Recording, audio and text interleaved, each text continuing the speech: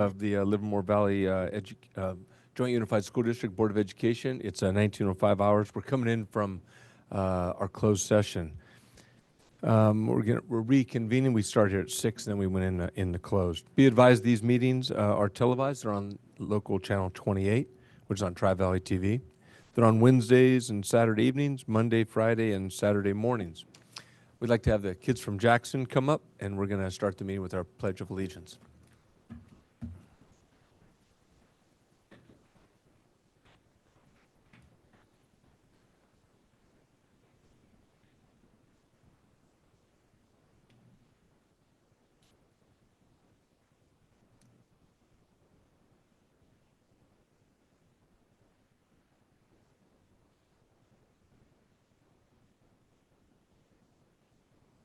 You can grab that one in the center on the podium, too. That one works well. It's on.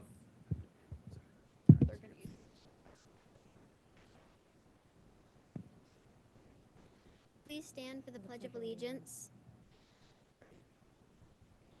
Ready? Begin.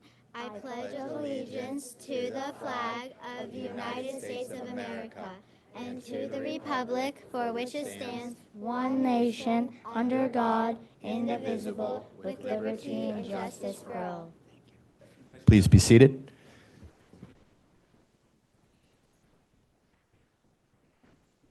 This is on you. This is the readout. I mentioned we're coming in from closed session, and any action that we take in closed session, we report out. With that, I would ask Trustee Druin to do a readout. Mr. President, in closed session, we received information pertaining to the recommended expulsion of student D. Based upon that information, I move that we approve the request for continuance of this matter to December 12th, 2023. We have a motion on the floor. I'll second. We have a motion by Trustee Druin, and it's been seconded by Trustee Prusso. Is there any question on the motion? Madam Clerk, if you'd call the roll, please. Trustee Guzman. Aye.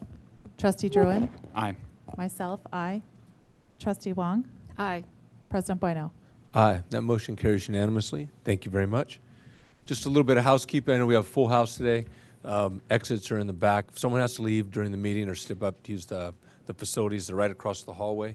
And if we had to leave for any purpose, there's a side door here. The ones in the back, we would just kind of go out orderly into the parking lot. This is the regular meeting of the Board of Education for the Livermore Valley Joint Unified School District. And here our primary focus is on the education of the children within this agency's jurisdiction. During the meeting, you, our members of the public, will have the opportunity to share information, share your voices and your ideas regarding matters that concern us within the jurisdiction of this public agency. During our discussion on each item, there'll be a time for you to have the opportunity to speak to that item. If the topic you want to address is not on the agenda, please fill out a tan speaker card, one like this, and we'll get you under community communications. And if it's on the agenda, please fill out a blue speaker card, one like this. In either instance, whether it's in, I think it's 8.1 on the tan cards or on the agenda item, we put it at 3 minutes to come up. We'll call you in no particular order, and we'll have you speak, and a little timer comes on, and I think it reminds you when you have 30 seconds. And when you get close, if it seems like you're going to run over, I might mention that you have 30 seconds to go. Just a reminder, these meetings are televised on Channel 28, Wednesday and Saturday evenings at 7 p.m., and Monday mornings at 10 a.m., Friday and Saturday mornings at 0900. Moving into Section 4, our agenda changes. I'd ask our Superintendent, Mr. Van Schack, if there's any changes this evening. Mr. President, there are none. All righty. Let's get right to those recognitions. Let's do that. We have two great groups of students tonight that we are excited to introduce to our community and our board. And we're going to start off with Jackson Avenue, Principal Tom Jones, who's got a wonderful group of students to bring up with him.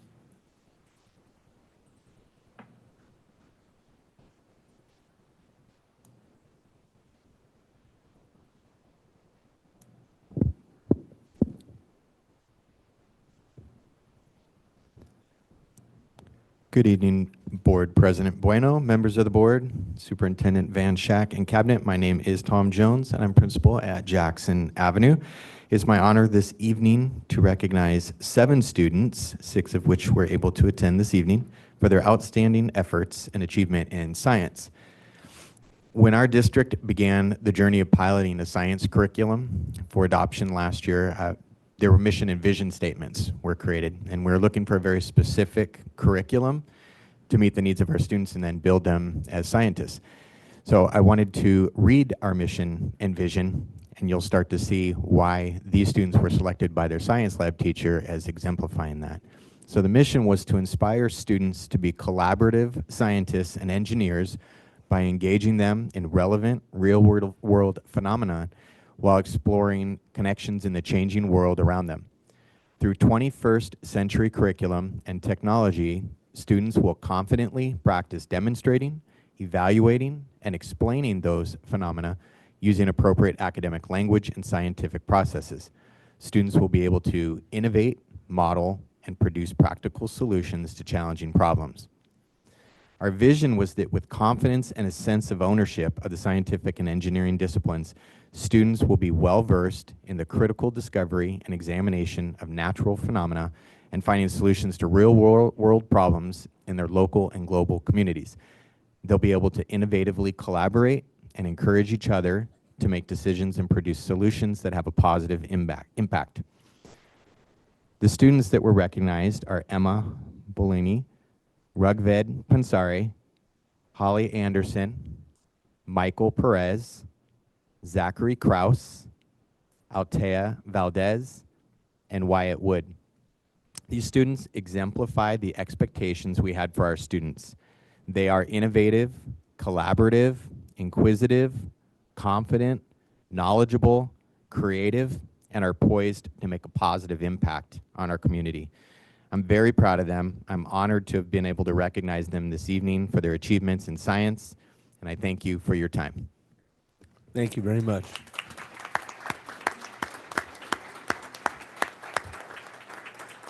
Yeah, bring them around.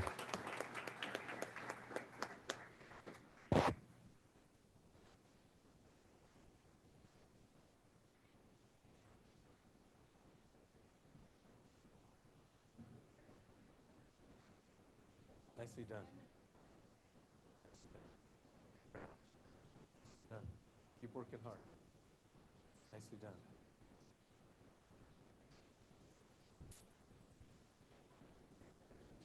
Perfect. Christy, your hand. No box needed there. Uh-oh.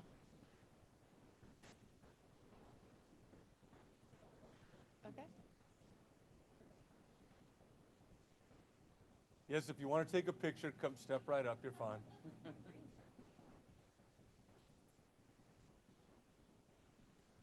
All right. Nice job, kids. Did you get it? All righty. Nice job, kids.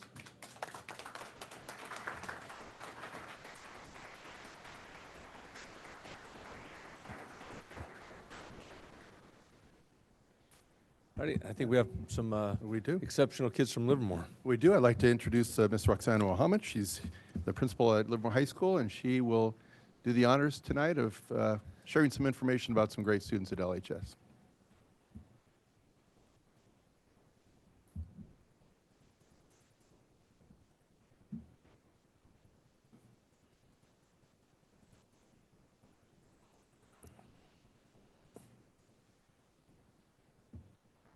Right in the center. There you go. We're good.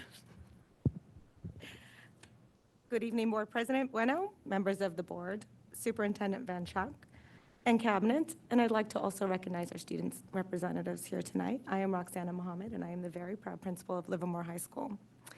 I want to thank you for giving me the opportunity and the honor of recognizing this phenomenal group of students here, who I'm going to introduce right now. The Future Farmers of America is a student-led program.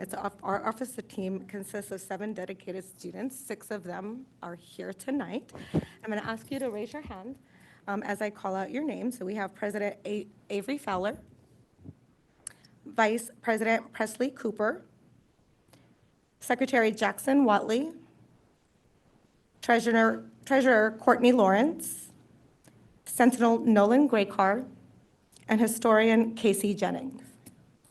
So together, this team leads a group of 275 Livermore FFA members who collectively have earned over $223,000 in their projects and have dedicated more than 16,000 hours of labor to these endeavors. The officers play a crucial role in planning and overseeing monthly professional business meetings at the chapter level. And in these meetings, they recognize chapter achievements, organize community service events, and ensure members are informed about all chapter businesses. Furthermore, these dedicated students actively participate in conferences at the local, regional, and state levels. They have excelled in various competitions, most notably a recent public speaking contest where they achieved a commendable 3rd place overall. Additionally, they compete individually on judging teams and in other public speaking events, consistently winning at the local and regional levels and earning the opportunity to compete at the state level. In 2022, our chapter proudly boasted the state champion livestock judging team, who also represented us at the national contest and secured an impressive 6th place finish nationwide. Additionally, 6 of our members were recently honored with the highest level of achievement, which is the American degree, at the National FFA Convention. And incidentally, it makes up about less than 1% of all FFA members nationwide. So that's a pretty big achievement for our students.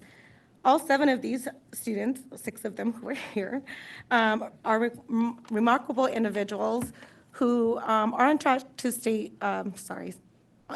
to receive the state degree this year. And we are eagerly anticipating their pursuit of the American degree in the years ahead.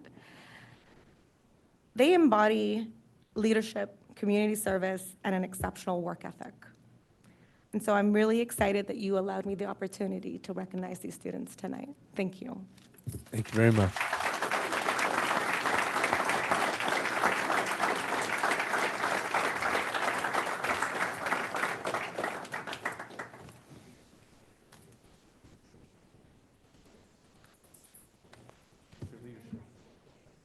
Thank you. Appreciate what you guys do over there. The last of your kind in the county. Appreciate what you guys do over there. Thank you.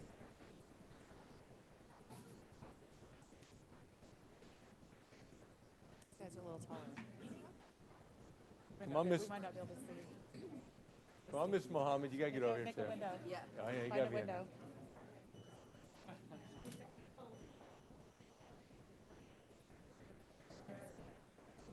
Slide. There you go. Is that Catch a better? window. Find a window, Yanira. Can you see?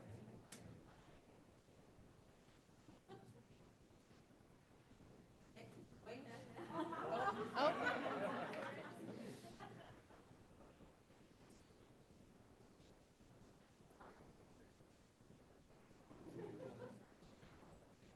Hey, Roxana.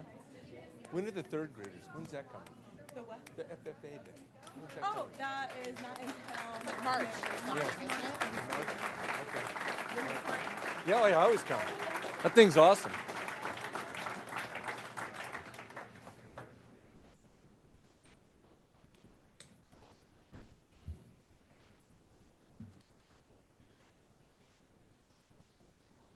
And for those who may not know, the Future Farmers of America and the 4-H feeds into it.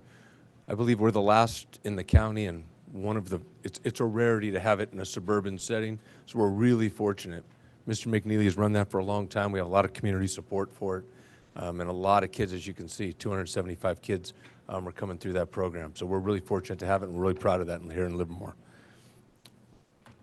All right, we're going to go into section 6. And this is the time, we have 2 student board members from each of our comprehensive high schools, Granada and Livermore, and they come in, they give us periodic updates, what's going on.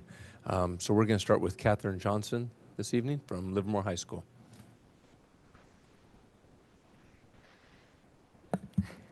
Good evening, Board President Bueno, members of the board, Superintendent Van Schack, Cabinet, and community.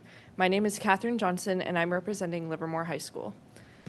A lot has happened in the short period of time since the last school board meeting. We had all of our homecoming festivities, Halloween, and our rivals activities. Homecoming was so much fun because I got to perform at skit, co-lead the rally, attend the football game, and dress up for the dance. I loved every minute of it, but cannot believe that my last homecoming is behind me already. For Halloween, I enjoyed seeing all of the amazing costumes everyone had and how creative my peers are. I would say that this year I saw more people dressed up than I have before, which was awesome. My favorite costumes probably were the Joker, a shark, and a Mater and Lightning McQueen duo. Rivals Week was awesome because the anticipation for the game steadily increased throughout the week. The rally was more successful than I had hoped it would be, which got me so ready for the game. At the game, it made me sad seeing all of the seniors making their procession down the field for their senior night because it reminded me that this is my last year of high school, and I was at the last football game of the year. Even though we lost the game, I enjoyed screaming until I couldn't talk anymore and watching the team consistently make great plays. Many of the other fall sports are winding down as well, and my friends are all getting ready for the winter sports that they play, including basketball, soccer, and wrestling. This means that I'm going to have an exciting winter that's full of supporting my friends at their games. We recently had performances of Romeo and Juliet that showed off the dedication and hard work of the cast and crew for their great performances. Their drama teacher, Lauren Haberman, did a fantastic job in directing them. In addition, our choral program students, led by Brendan Lodge, will be performing in their fall concert on November 17th at the LHS Theater, where they will be singing a variety of music. We also celebrated the Honors Symphonic Band placing second at the Foothill Band Review on October 28th and are looking forward to our marching band performing at the Livermore Holiday Parade on December 2nd. Both jazz bands will be performing at the Stanford Jazz Festival on December 9th, with the whole instrumental program performing in a holiday concert on December 13th. In further celebrations, the boys water polo team had two standout stars in Nathan Thompson, who broke an LHS record for goals, and Aiden Sharika, who broke an E-ball and LHS record for saves as a goalie. On the football field, Kamari Robinson set records for LHS and NCS in rushing this season. He rushed for 2,145 yards in 9 games, and in a single game, NCS record of 534 yards and 5 touchdowns versus Dublin. In girls golf, Quinn Johnson shot a 79, which qualified her for Division I NCS tournament. Our cross-country team is preparing for state this week with runner Lainey Hempel leading the way for our team. In STEM news, on November 2nd, the Green Engineering Academy freshman girls, led by engineering teacher Karen Fletcher, went to Chevron for a Girls Lead the Way STEM Summit with other schools in the East Bay. This event was mentored by 40 women in science and engineering fields to inspire girls to pursue STEM careers. November's PBIS focus is on kindness. This month, we will be focusing on recognizing and celebrating acts of kindness within our school community. We will be doing various activities and initiatives that promote empathy, respect, and understanding towards one another. With the trimester coming to an end, every student has finals on their minds and are studying hard for our tests, but we get to enjoy a relaxing week off for Thanksgiving break. Thanks for listening. Today's a great day to be a cowboy, and have a great Thanksgiving. Thank you very much. Yeah, we can clap.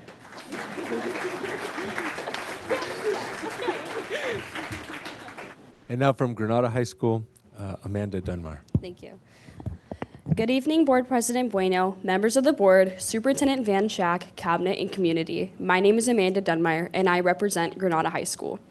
Granada celebrated Unity Week, where we all wore orange, on October 16th through the 20th to promote kindness, acceptance, and inclusion in our school and community in recognition of National Bullying Prevention and Awareness Month. GHS Junior Heisen Chen attended Hyphen Hacks, a programming competition for Bay Area high school students. Out of the 14 teams in the competition, his program won first place in Best Hack and took away the People's Choice Award voted on each team. The Matador Marching Band and the City of Livermore Guard wrapped up a successful fall competition season this past Saturday at the Napa Band Review.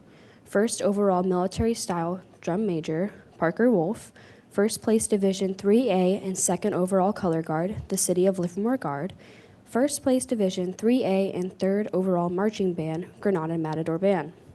Congratulations to Cross Country for winning the E-Ball Championship titles at the girls' Frosh Soft JV levels and boys' JV and varsity levels. Grace Espinoza, Audrey Manley, Hasten Chen all won individual titles, while Jana Barron, Sade Bumpus, Abby Stein, Mia Lineca, Easton Sy, Tanner Gray, George McKell, Eric Bonley, and Jacob McLaughlin earned varsity all-league honors. Way to go, Mats. The team will compete at the NCS Championship this weekend. The Granada-Livermore rivalry football game took place, and I want to say congratulations to the GHS JV and varsity teams for their victories. Our varsity football team qualified to go to the NCS playoffs. On Halloween, everyone had a fun time. The costumes from Barbie to Charlie Chapman were entertaining. Granada's own math department won the costume contest. They dressed up as teenagers. Friday, November 3rd was our Fall Fest at lunch. Hot apple cider was served, music was played, and fun fall activities were played by all who attend. Thank you to our FIT classes for giving back to Granada by sprucing up the campus. That's all for today, Matadors. Stay classy. Thank you very much.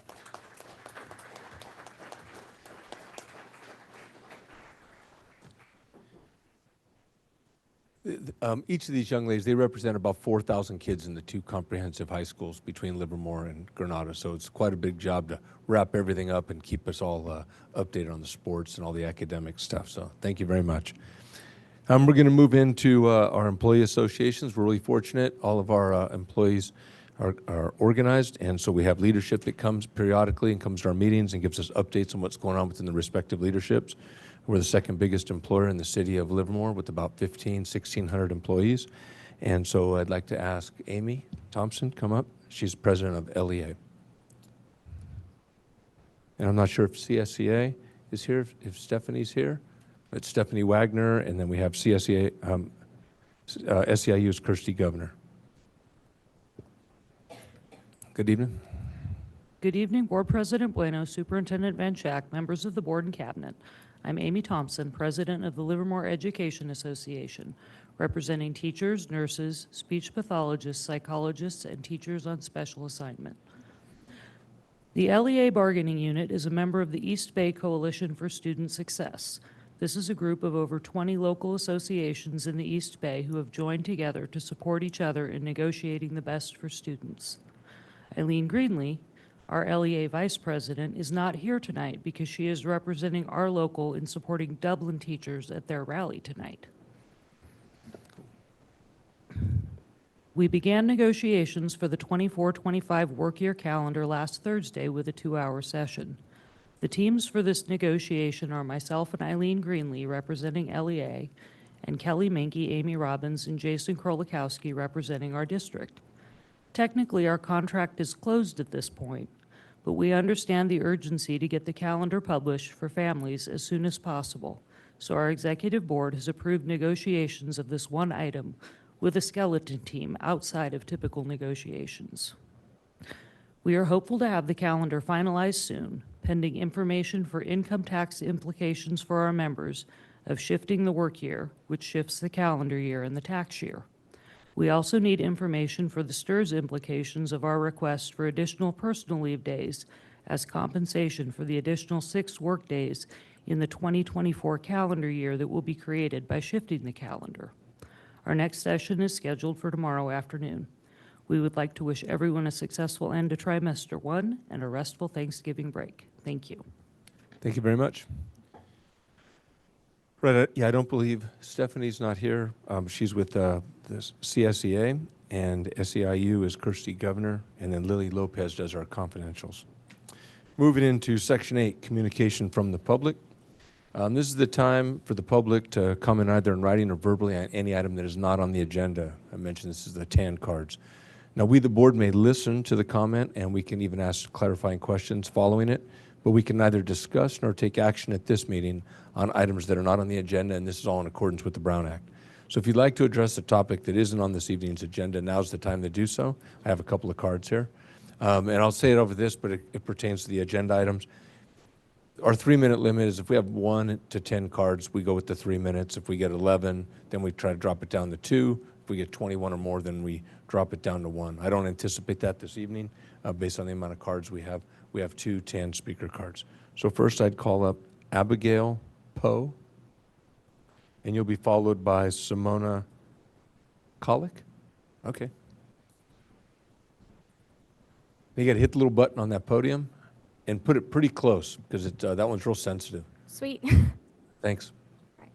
Ladies and gentlemen of the school board, I come to you today with a unique perspective. My name is Abigail Poe, and I'm a transfer student from New Mexico, and I was absolutely astounded coming to Livermore High. Moving to Livermore has changed my outlook on the future immensely, especially regarding college applications. My classes are a lot more rigorous than I anticipated, and I've obtained some valuable life skills such as how to live a productive lifestyle and how to effectively manage my time.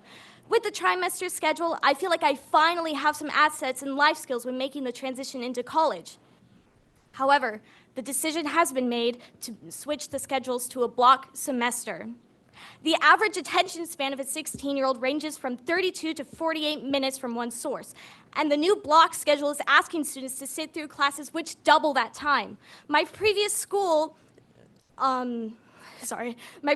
attempted the 90-minute blocks, and it was quite frankly a miserable experience. The teachers seemed to drone on for far too long, and the students got restless and bored after about an hour.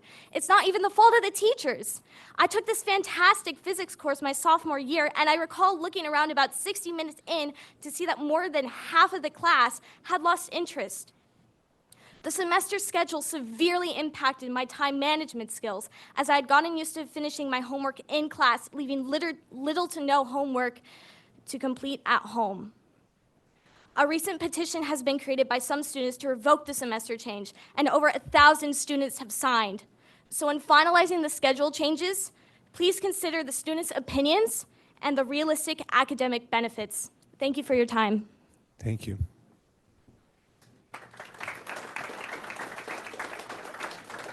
And now, Simona Kolick.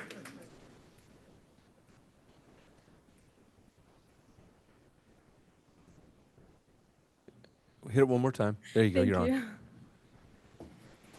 Good evening, board. My friend's speech was more about preventing the semester system, but mine is about the outline of it if it were to actually occur, because the more time passes, the more it seems that it will actually happen. So without further ado, dear LVJUSD representatives, I am a junior at Livermore High School, and I'm here today to discuss a very important matter with you. I heard from multiple credible sources there will be a minimum of 6 classes that everyone will be required to take per semester next year at Livermore High School. Since we are so rapidly moving into the change of semesters from our familiar traditional trimester system, I ask you to kindly consider your students' perspectives and at least lower that class number minimum. Consider the lives of students who have to provide services to their younger siblings, such as transportation or homework help, or those who unfortunately have no choice but to work after school. Wouldn't it be helpful for them to have a few more hours to themselves, or even get a few more hours on their work schedule?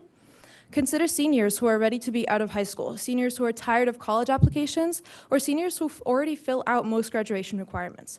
Why should they all be burdened with taking additional elective classes that they care little about just so they can fill out their schedules and then anxiously await those last few minutes of each class? Instead, they could be working, taking a concurrent class at Las Positas, or simply enjoying the rest of their high school year. They've done the hard work. Let's give them a break. Do not worry, though. Those who wish to academically excel will take more classes and get higher scores. But for those whose priorities are elsewhere, or who have already achieved their academic aspirations, please consider establishing the minimum number of classes as 4 at most, or at least consider making it that low for seniors. Thank you so much for your time. Thank you.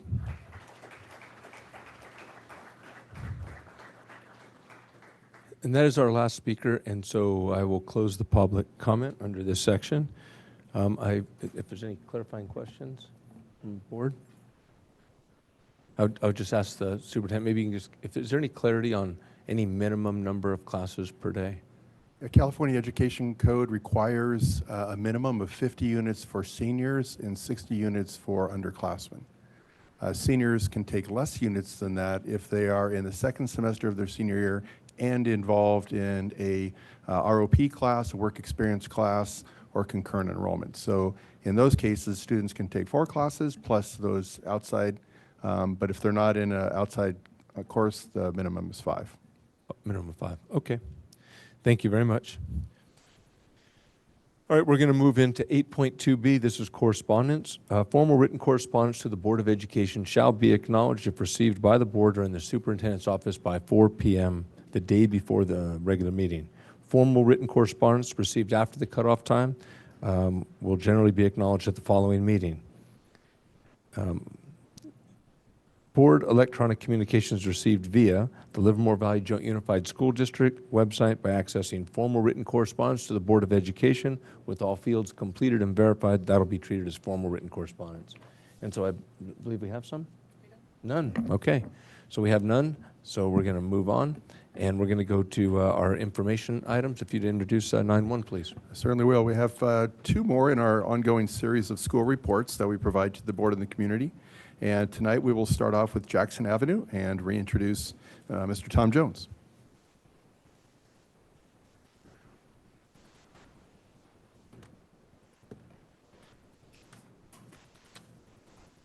Thank you. Good evening again, Board President Bueno, members of the board, Superintendent Van Schack, Cabinet, and community. My name is Tom Jones, principal of Jackson Avenue. So this is my board presentation. Start off with a few highlights. I chose 4. The first being that as a PBIS school, we applied for gold recognition, in fact, and were awarded silver recognition for the 3rd year in a row, which is a great accomplishment.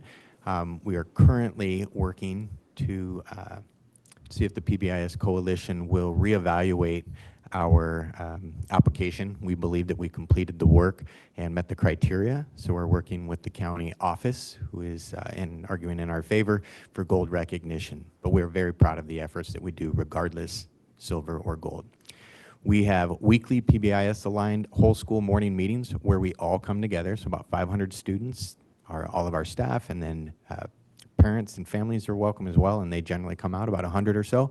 And we recognize students for their good choices, being responsible and fair and kind. We sing our school song, which I will not sing for you this evening.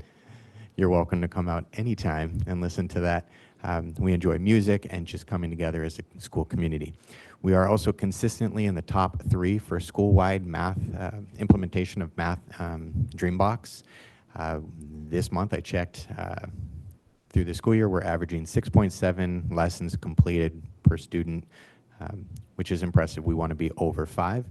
And then we're also, what I kind of coined as an alternative to suspension school. We have a focus on instructional discipline. We believe that students need to be in school, and that we should make every effort to keep them there with us and look for alternative ways of kind of improving behavior choices. Our demographics, I mentioned, we're about 500 students. That's pretty consistent. Our ethnicities are outlined by percentage there. We're somewhat diverse. We're 12.1% English learners. That equates to about 60 students currently that are learning English as a second language. We have 13.2% of our students with disabilities, which means anything from developing their speech articulation. They may have a learning disability, autism, quite a variety. And then we have 30.3% of our students are socioeconomically disadvantaged. We are a Title I school as such, so we receive extra funding to support our students. We then move into our school success data, and then we'll look at our school readiness data. There are 8, as you're aware, 8 categories to kind of see how we are performing as a school in comparison to other school sites. And we were very proud of our work. We improved in 7 of 8 areas, which I'm going to outline at this time. The state test, the CASP, we are now 67% proficient, so that's 3rd through 5th grade students take the CASP test.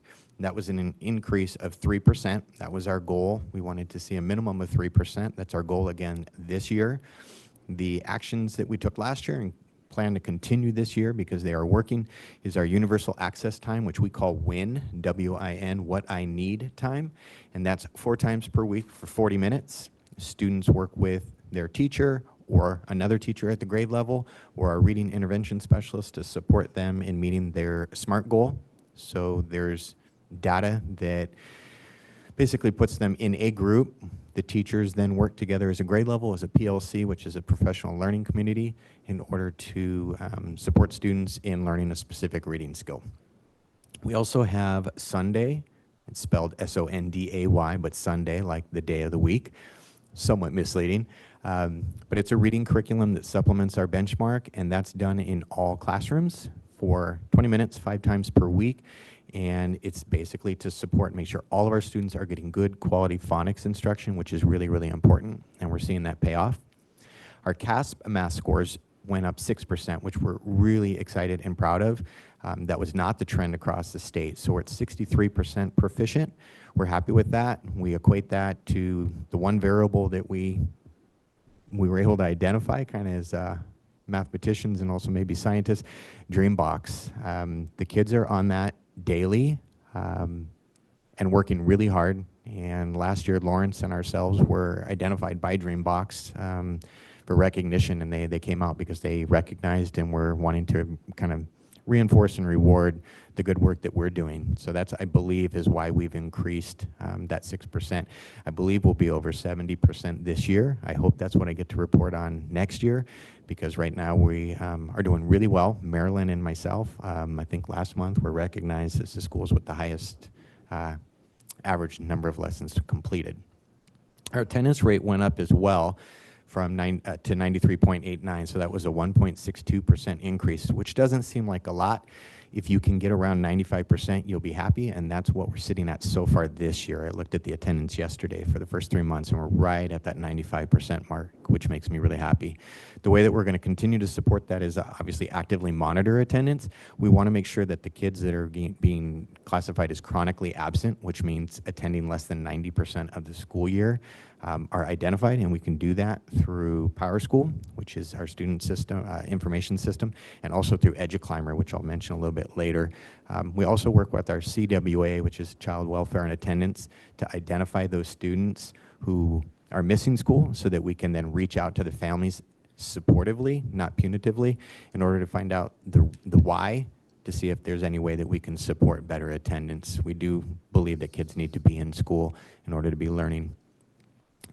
The area that we dropped, which is disappointing because of all that we do to make sure that we're an inclusive school and kids want to be at Jackson Avenue, it was surprising to me, but data's data. So we dropped 6%. 70% of our 4th and 5th graders, those are the students that take the panorama, are reporting that they have a positive connection with adults on campus. When I walk around campus, and if any of you were to come on campus, you would feel like, I feel like everyone's really welcome and inclusive. So we're just going to explore that. We want to make sure that we're still welcoming students. We wave. The power of a smile cannot be underestimated. Knowing kids' names. My teachers are expected to have their doors open at 8:25 when the gates open, and either be at the door greeting students or greeting them actively in the classroom as they come in. We have what we call a soft roll-in from 8:25 to 8:35. Students are just coming through the gates. You are not tardy until 8:35. And we think that'll have a positive impact along with our morning meetings every Wednesday. Our action plan I have up there, it's a culture of all students are our students, and that's really the case. All of them are important to us. They get those active greetings, connections, and interacting with students by our staff. The next area is student readiness data, and it's more good news, which we're really happy to report on. Our student progression, English learners, with 39% of EL students progressing at least one level on the LPAC. There are 4 levels. We increased by 8%, which is a big jump. I'm not satisfied until we're at 50% or more, which still seems low, but that's far above our district average, and that's what I want us to be at and what I think we can get to. We have designated ELD instruction daily for 30 minutes. Our whole district is using a supplement called Lexia, and we're expecting teachers to use that 3 times per week for 15 minutes.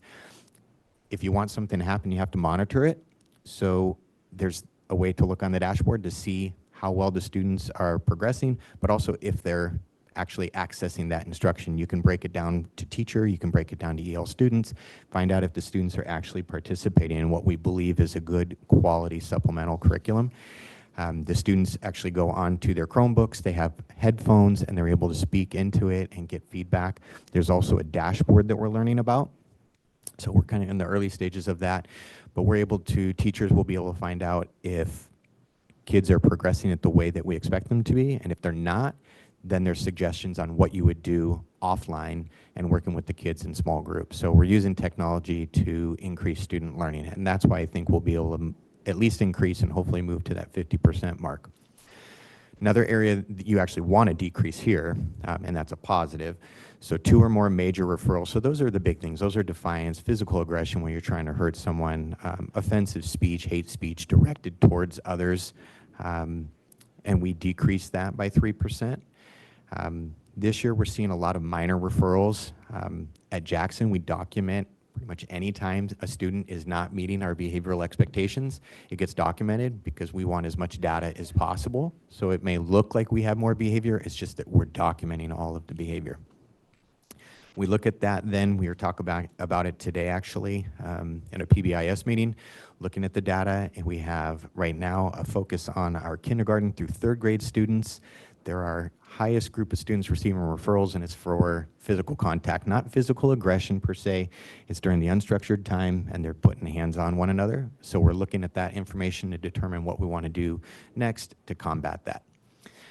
The other 2 areas that I'm really proud about, it's super important. Research shows that if you are reading at a proficiency level in 3rd grade, you're set to continue. If you're not, it's really going to be a challenging road for you. So our big push is at the early grades. TK is getting them ready for it, but academics in kindergarten through 3rd grade.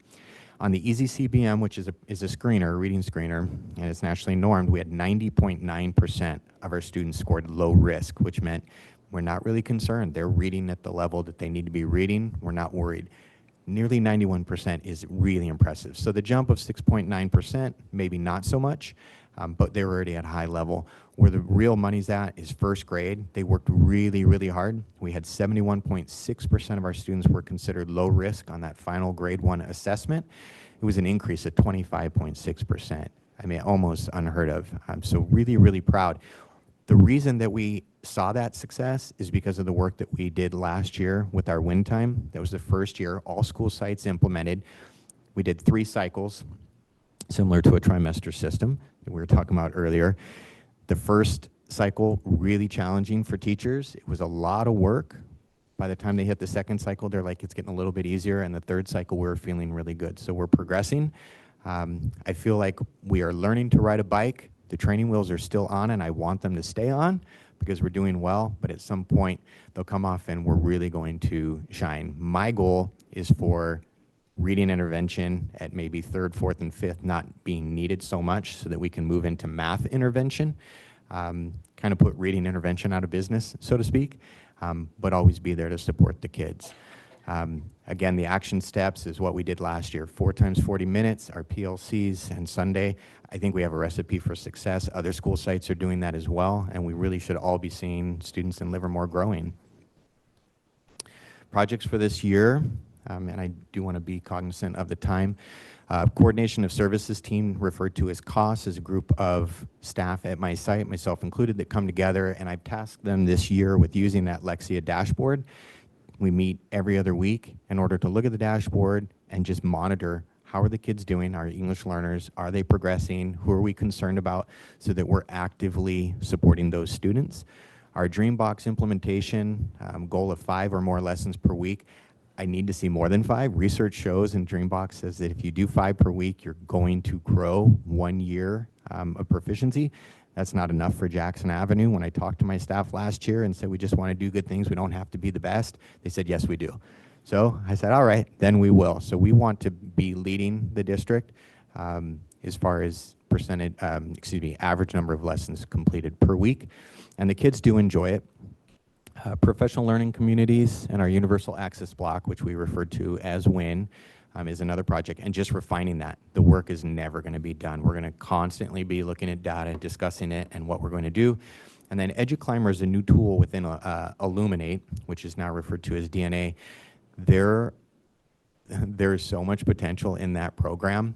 And Matthew Hart is sending out what he calls a workout of the week to all the administrators, and he'll task us with figuring something out data-wise. So this week it was, look at of your students last year who scored poorly on the panorama, a score of a 0 or 1 of 3, who are current students. So that's this year's 5th graders, how they scored on the fall and spring of last year.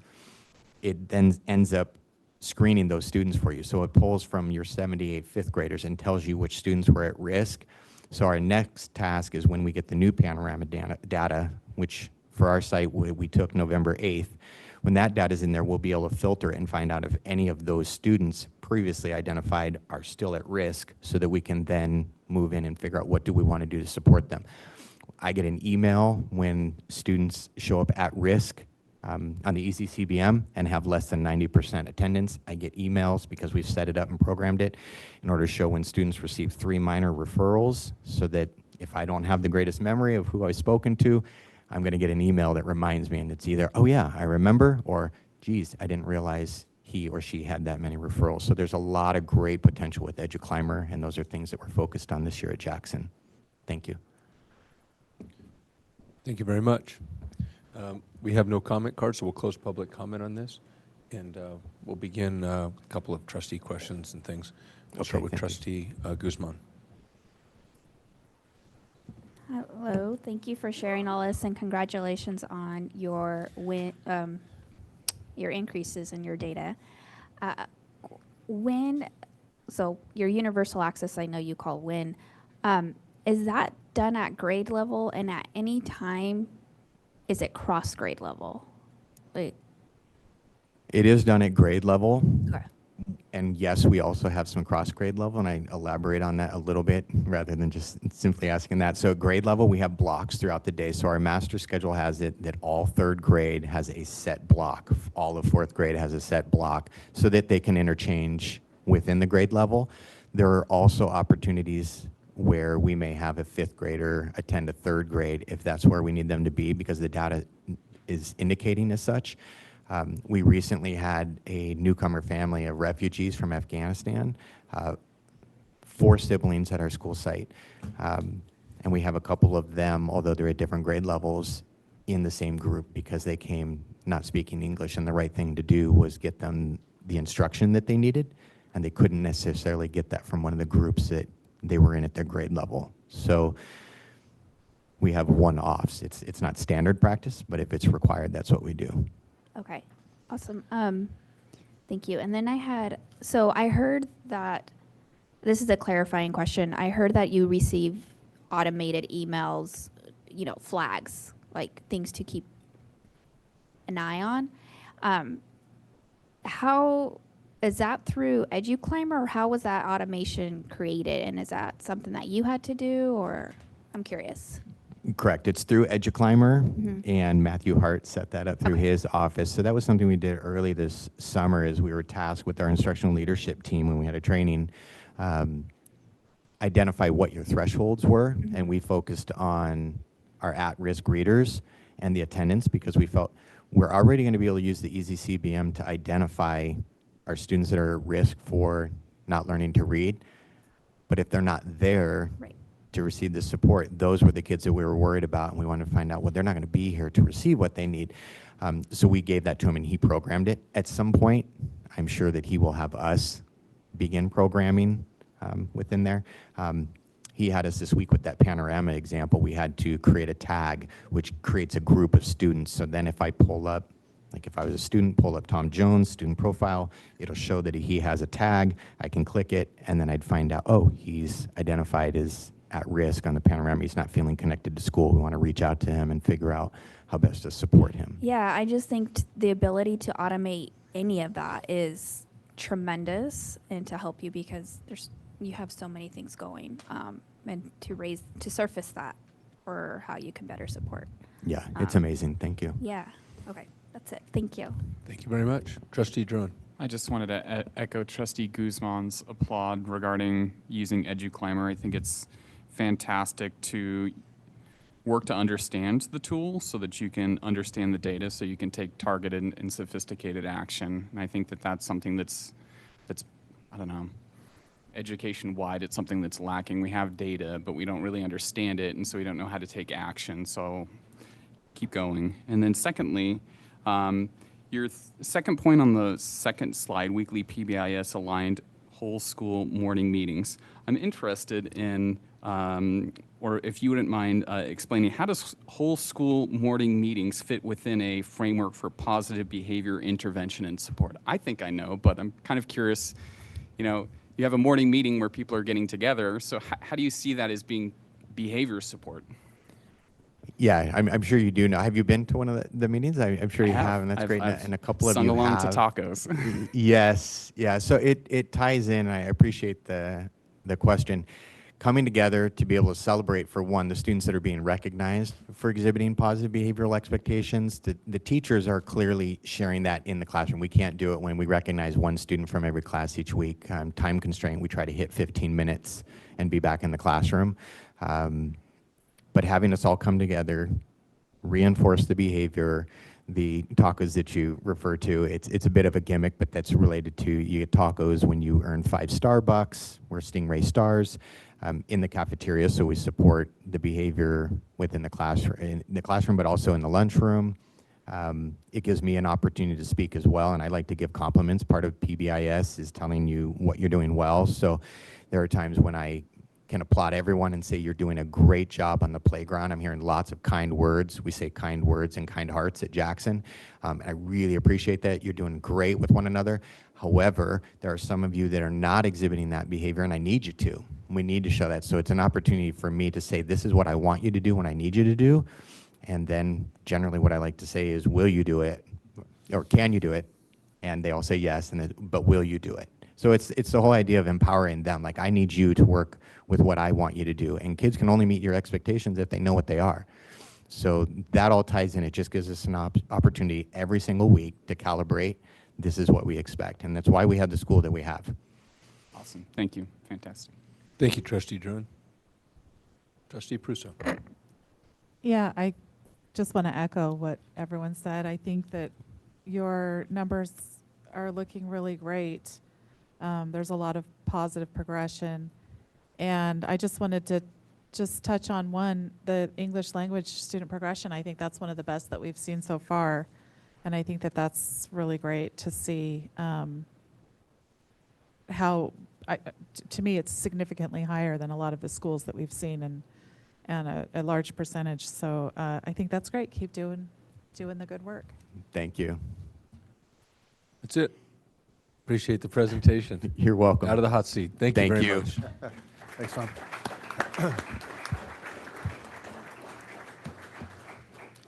9-2, please. All right, I would like to introduce Ms. Roxanne Mohammed, the very proud and successful principal at Livermore High School. She's going to give us some information about LHS.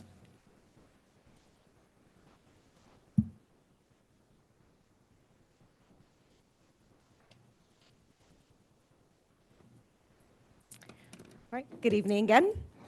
President Bueno, members of the board, Superintendent Van Schaak, student representatives, as well as cabinet. Thank you for the opportunity to present some of the successes with you that we have at Livermore High School, but I'd also like to share with you some of the areas of growth that we have and the work that we have in front of us. So just sharing some of the highlights, and I was trying to fit it all onto one page, and it was very hard to do so, but I picked a couple of things. And so if you look at what we have up there, we've exceeded student outcomes for proficiency in English language arts. So we passed our goal in that area. We were awarded the PBIS Silver recognition, which I'm totally not satisfied with. So we are going to go for the gold this year, and I will be able to talk to you a little bit about how we're going to do that. We opened our new athletic and swim complexes, which are a beautiful facility. And as I mentioned earlier, we had 6 students who earned the American FFA degree, which is a very huge accomplishment, and so we're very excited about that. If you didn't know this, now you know. Our robotics team in May 2023 received the Innovation Tri-Valley Dream Makers and Risk Takers Awards, and incidentally, the Lawrence Livermore Lab just awarded them $5,000 in a grant to continue the amazing work that they're doing there. Our band, orchestra, and choir performed at Carnegie Hall, which is, just the world stage, and so we were very happy about that. And our Livermore High School students, actually, let me say that again, our Livermore High Wellness Program has gained state and national recognition. for its outstanding integration of positive behavioral interventions and support, social emotional learning, as well as student input in the things that we do and the services that we offer within our wellness center, but also in the work that we do daily, weekly with our students. So there's a picture of our students as well as our brand director at Carnegie Hall. There's Kamari Robinson. I think Catherine mentioned him earlier, and this was submitted before he hit most of his records. But again, he has broken some e-ball as well as NCS records, and so we're very proud of that. And I'm sure some of you have seen him play on Friday night, and he's amazing to watch. Okay, in terms of our demographics, you will notice that we are a very diverse school with having 50% of our students represent the white population, and behind that, we have 25% of our students who are Hispanic. If you take a look at also the number of students, 28% are of a socioeconomically disadvantaged background, and so we are very cognizant of that, and we have put things in place to ensure that students have access across the board, whether it's academics or being active and being able to participate in school activities. We have put a lot of things in place for them. Okay, and so here's the data. For CASP, our ELA 2023, we have increased from the previous year about 2%. Some of the things that we will do this year is to ensure that our teachers have designated time. I think that's the big issue, right? That they have the gift of time to do the work that needs to be done to ensure that our students are successful. And so what you will notice is that if you ever get an opportunity to look at our collaboration calendar, is that most of the time has been given back to them. And so the time given back to them actually to do professional learning communities, to analyze data, to grade assessments, to talk about formative assessments in areas in which they need to reteach or to enrich. And so that opportunity, I think, is going to have or show us some greater growth next year. We're also going to be looking at avid instructional strategies and also looking at integrated English language development training. With our math, our CASP, we went down about 3% from the previous year.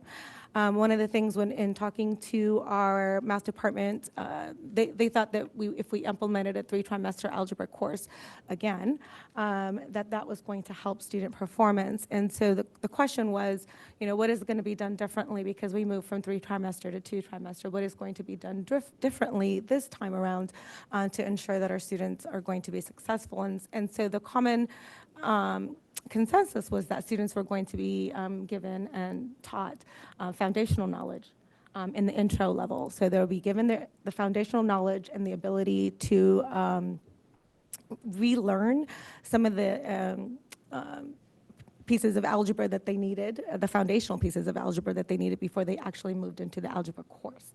And so we're working on that right now. We just went through trimester 1, and so after we get the results of student grades, we're going to take a look and see how they performed. So we do have time set aside to do that.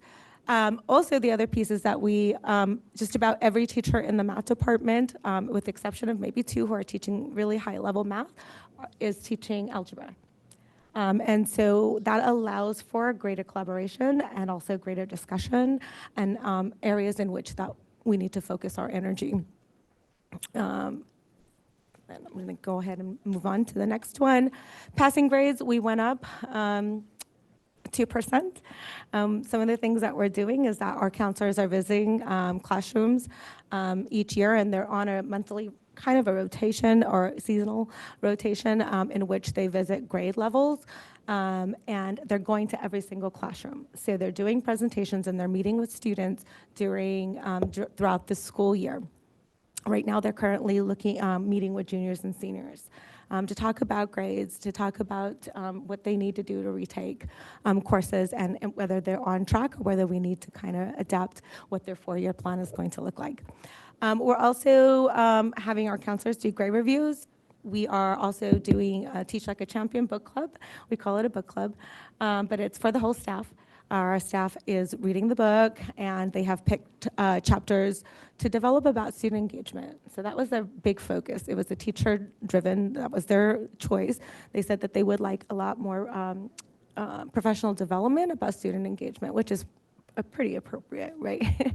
And so that is what we do. And so when I say they were given back most of their time during collaboration, when they're not doing that, they're engaging in either professional development along the lines of Wicker strategies, which is AVID strategies, or they are being given professional development and having just kind of a book chat around Teach Like a Champion in the areas that we have given them. Attendance rate has gone up incrementally, but I'll take it, 0.59%. And again, what we're doing here is that we have encouraged our vice principals to also make positive calls home when you see students doing well and that they're actually in class and that you see them on campus. And, you know, sometimes part of the battle is getting them to school, and when they're there, you recognize that they're there. UC A to G, this one came as kind of a surprise to us because I know that we focus on that quite a bit.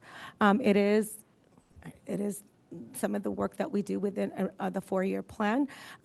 What is also important to recognize is that we're not an if-or school, meaning we don't say you do A to G and be college ready, or you do a trade. You know, all our, I would say 95% of our trade classes, CTE courses, are A to G. So this, again, comes as a little surprise to us, and so we're digging a little deeper into this in terms of what could have potentially happened here. One of the things that we are going to be looking at is that we're going to institute junior level targeted meetings to determine A to G status. And then so if we need to adapt in that area, we're going to go ahead and do some adaptation. EL student progression, again, another surprising number. We have some ideas as to why, or theories as to why that could potentially be, and so we're exploring those ideas. So we decreased from 20, our percentage is 21%, which is a decrease of 9%. And if you look, last year we had about 127 students. This year we have, the 21-22 school year, we have 89 students. So we have put many things in place for EL students. EL Achieve, a lot of our staff are being trained in the strategies in EL Achieve, and as well as administrators, which we have found very beneficial. We have designated EL English classes, designated 9th, 10th, 11th, and 12th grade English classes. We added this year an additional support class for EL students. We have after school tutoring. We instituted this year a newcomer class because last year what we found was that a lot of our students many of our new students who were coming in had no English, right? And so we knew that was an issue because we couldn't potentially put them in those classes where you're teaching them, but you know they're new to our country. And so we do have a newcomer class that's going to assist our students in developing English. Our algebra pass rate, is 19%. Is 19%. And so just, you know, what I really want to stress is that our teachers, along with the support of Matthew Hart and Jason Kolakowski, have been really engaged in some really good conversations around why it is that our students are not doing well in algebra. And so this effort, the effort that they have put into our schools with the math, with the algebra task force, as well as coming onto our campus to meet with our teachers and to really have them, you know, dive deep into why our students are not performing at the level that we want them to. And I think that in it alone has, I think, opened it up for greater dialogue between the teachers. So suspensions, we went up about 1%. We will continue to do our ongoing site-wide PBIS. We do have restorative practices that we added to this year. We've added some modules this year so that when students do get into trouble, they do have a module depending on what it is. So let's say, you know, it was for defiance. And so they will do a module around defiance. It's a self-reflective assignment that they need to work on, and then we review. with them, and actually it's been really good. Some of the information we're getting from them has been really reflective, actually. We have alternatives to suspensions, improved Tier 1 instruction. Just November 1st, we did trauma-informed practice training for all of our teachers, which they found very beneficial. And then also we have what is called the Principal's Advisory Student Committee, and so these students are picked by our teachers or recommended by our teachers, and they're part of the team that gets to come and chat with me about some of the issues that are happening around campus. 40% of our students are college and career ready. That's a decline of 20%. And honestly, we're really looking as to why that number is the way it is. And so we have some theories, nothing solid. So we're going to continue to have conversations around that. But one of the things that's important to recognize is that part of the 4-year plan we have instituted where, students have to pick a pathway on their 4-year plan. And so when they pick the 4-year plan, when they pick their pathway, the counselors then help direct them in that pathway. So what the courses are that they need to take. So projects for the year. We're going to improve Algebra 1 performance in the 2023-24 school year with an 85 pass rate. I know that sounds, lofty, but we're going to try, all right? Professional development in using diverse English language tools such as EL Achieve, Off to Class, Edge, Study Sync, and ListenWise, and that we are going to increase the graduation rate such that every student group has a rate of at least 96%. Again, we're going to continue our work with Teach Like a Champion. We're doing LHS Reads, which is to continue to promote literacy school-wide. This is the book that we're going to use. It's called The Other Side. It's a book by Juan Pablo Villalobos. It's a series of stories from Central American teens, teen refugees with the dream of crossing over the border to the United States. So it's a pretty good read. And then we will continue on strengthening our PLCs, which I think we're already in the process of doing. We're going to continue to collaborate with our partner agencies, particularly Project Eden, to implement programs that embed tiered student services and disciplinary protocols, meaning that we're looking at ways, alternatives to suspension, okay? And so whether it's counseling, or whether it's workshops, we have students engaged, working with Horizons right now and Project Eden, trying to come up with workshops that they can present to other students. The other piece is the positive behavioral interventions and supports. Our students right now, our culture keepers within the Wellness Center are tasked with creating the weekly lessons that are pushed out on Wednesdays to the whole school. They take those lessons that are focused around a theme for the week and or theme for the month, which I think Catherine mentioned is kindness right now, and also then tying all of that into our Cowboy Heroes, which is our part of our behavior expectations. And the big project, and we're well on our way with this one, is that we're establishing a parent resource center. And so we're trying to serve all caregivers. Specific focus is going to be on English learners, English learner families, just basically to provide after-school offerings, including tutoring and workshops, which is our ultimate goals for parents, and to assist parents basically to navigate the high school setting, which I know can be nerve-wracking if you're not within that setting. And as always, today is a great day to be a cowboy. Thank you very much. We have no comment cards, so we'll close public comment, and then we'll begin questions and clarifications with Trustee Prusso. I do want to clarify, and I only know this because I'm on the algebra task force, that the 19% Algebra 1 passage rate is for the final exam, not the class. That's correct. Okay. That's correct. I think there was Thank a you for little the bit of thank you. misunderstanding. I We were appreciate like, that. Yeah. Thank you for that. Yes. To go from that to 85% would be quite a feat. Okay.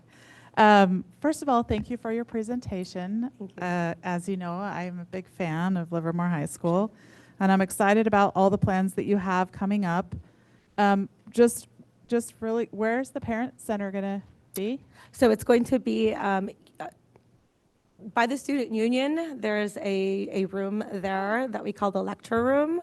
So that has been turned into a center for our EL students to provide tutoring. So we've moved that. So it's going to be two parts. There's going to be a tutoring area, kind of like resources for students. And then there's going to be where 504B is, kind of like right by the gate when you walk in the door, so that parents have easy access to the resource center. I think that's great. Okay, I did have a question. If I could remember. Just wondering about, I know we've kind of talked about this at this level, but if I'm looking at the math numbers or achievement, and wondering if semesters might be helpful, slowing it down a little bit, and then also maintaining the same teacher. It'll be interesting. I guess it's not really a question. I don't know how you feel about it, but it'll be interesting to see next year if that's helpful for some of our students. Yeah, so I've actually thought a lot about that. And so I'm excited to wait and see kind of what that brings, but also we're looking at how do we embed intervention within the class period. Right. And so that's something that we're looking into in terms of providing professional development for our teachers. Yeah, okay. And then, as always, I think all of us are very supportive of our FFA, and we're glad that you brought them tonight, and just excited that we have that still in our district and that Livermore High supports them. So thank you. Thank you for your presentation. Thank you. Thank you, Trustee Prusso, and we'll go to Trustee Druin. So first, just tremendous praise. There's a lot of awesomeness happening. There's a lot of unique opportunities for, it's just fantastic to see a spectrum of, if you want to be successful, that there's just so many diversity of opportunities. I'm saying the same thing over again. I'm interested, so now I have a clarifying question regarding the EL student progression. That's that is asking, did they move up one LPAC score from last year to this year, right? It's something I've thought, is that the appropriate measure? Are there other measures of thinking, are our EL emerging bilingual students making progress? It's something I've thought about. That's just me kind of thinking. Maybe you have the answer, but I think it's something we collectively can explore. And then secondly, the algebra passage rate. So I appreciate the clarification, and then I just want to unpack that a little bit more. So I think there was a new algebra was there a new algebra final that was implemented as well? That's correct. Okay. And I think that's, it's just thinking about moving to a semester system, recognizing that our students have needs and our teachers also have needs, and how can we provide the support? The student that spoke earlier talked about shifting to 90 minutes, and if you're teaching algebra for 90 minutes straight without breaks, then I think you're doing it wrong. And you have to build in breaks. You have to have opportunities for processing and things along that nature. So I think the switch to the semester system provides hope as far as having a connection to a teacher for the entire year, having the opportunity for intervention in class. So I think there's opportunity, and I'm optimistic, but I want to make sure that we're giving support to both the teachers and the students so that they can thrive. Thank you. That's all. Thanks. Thank you very much. And we'll go to Trustee Wong. I'm very glad to see the establishment of a parent resource center and tutoring for EL students. Definitely very excited about that. I also have a question about algebra. I think this is very striking. I'm wondering if the great majority of students aren't passing the final, should we be trying to pass 85% of them out of the class? So why the focus on passing the class versus passing the final? So the final is the culmination of everything that that they've learned throughout the year. What we look at, technically is if they pass the Algebra B course. The Algebra B course, it makes the determination. If they pass Algebra B, it satisfies that they passed Algebra A for moving on to the next level in terms of meeting high school graduation requirements. It doesn't satisfy that, so they still have to take it. So we have several students in that boat right now that we're working on, because they're just like, I don't understand, I passed the course. So kids can fail a final but still do well in the class. Can I just ask, my understanding, again, from Algebra Task Force, is that this common assessment was given last year for the first time. For the first time. So it was common across the district in Correct. all algebra classes. That's right. So the teachers before that may have been giving a final that was Different, specific to right. their class. And Right. so I'm wondering if that's why the low rate. Interesting. Just a thought. Like, I'm hoping that this year will be higher because we'll be teaching for that final. Does that make sense? Yes. What was the rate prior to the common final? Oh, I mean, was it much higher? Or? I would have to look into that, and I can get back to you Okay. on that, yes. Okay, I'm just really stunned by that. Yeah. Yeah. So trying to get to an 85% pass rate for the class, what is it now? Where are we going up from? So right now, we are at about 76%. Okay. Can you just say a little bit about what college and career readiness is, what that number reflects? So it's a metric. Basically, are our students completing a pathway? So we have, I don't know, 24 pathways at Livermore High School. I shouldn't say I don't know. I know we have 24 pathways at Livermore High School. And so our students completing the actual pathway. So there is 3 sequences, 2 that is recognized, the concentrator and the capstone courses. Our students actually getting to the capstone course. And what we're finding is that with that data is that indicating, and we're still unpacking it a little bit, but we're looking at why students aren't taking that capstone course, because we did focus on that last year, and so it's just kind of wondering what happened in the process. Yeah, 'cause that's what I'm curious about. Yeah. That's So a are we. pretty big drop. Yes, and that's why I indicated that it was very shocking to me as well, because I know that we did place a high priority on ensuring that our students did take CTE courses along with their core courses. So again, we're taking a look as to why that potentially could be. We have some ideas, and again, I don't want to throw it out there, but we're going to kind of explore those options. Okay. And then just a few questions about suspensions. I know in the past we moved from suspending students for vaping, moved away from that. What's the current, and I know they were being counseled through Horizons, which no longer is doing that kind of counseling. So what are you doing with those students now? So we have and we continue to do, we do what is called brief intervention, which is comprised of 5 sessions with the student by their counselor. And so all of our counselors have been trained in brief intervention. And so there is a kind of a lessons that they go through with their counselor in terms of following through, like follow-up questions, reflection questions. And so the students have to do that, and they have to graduate from brief intervention.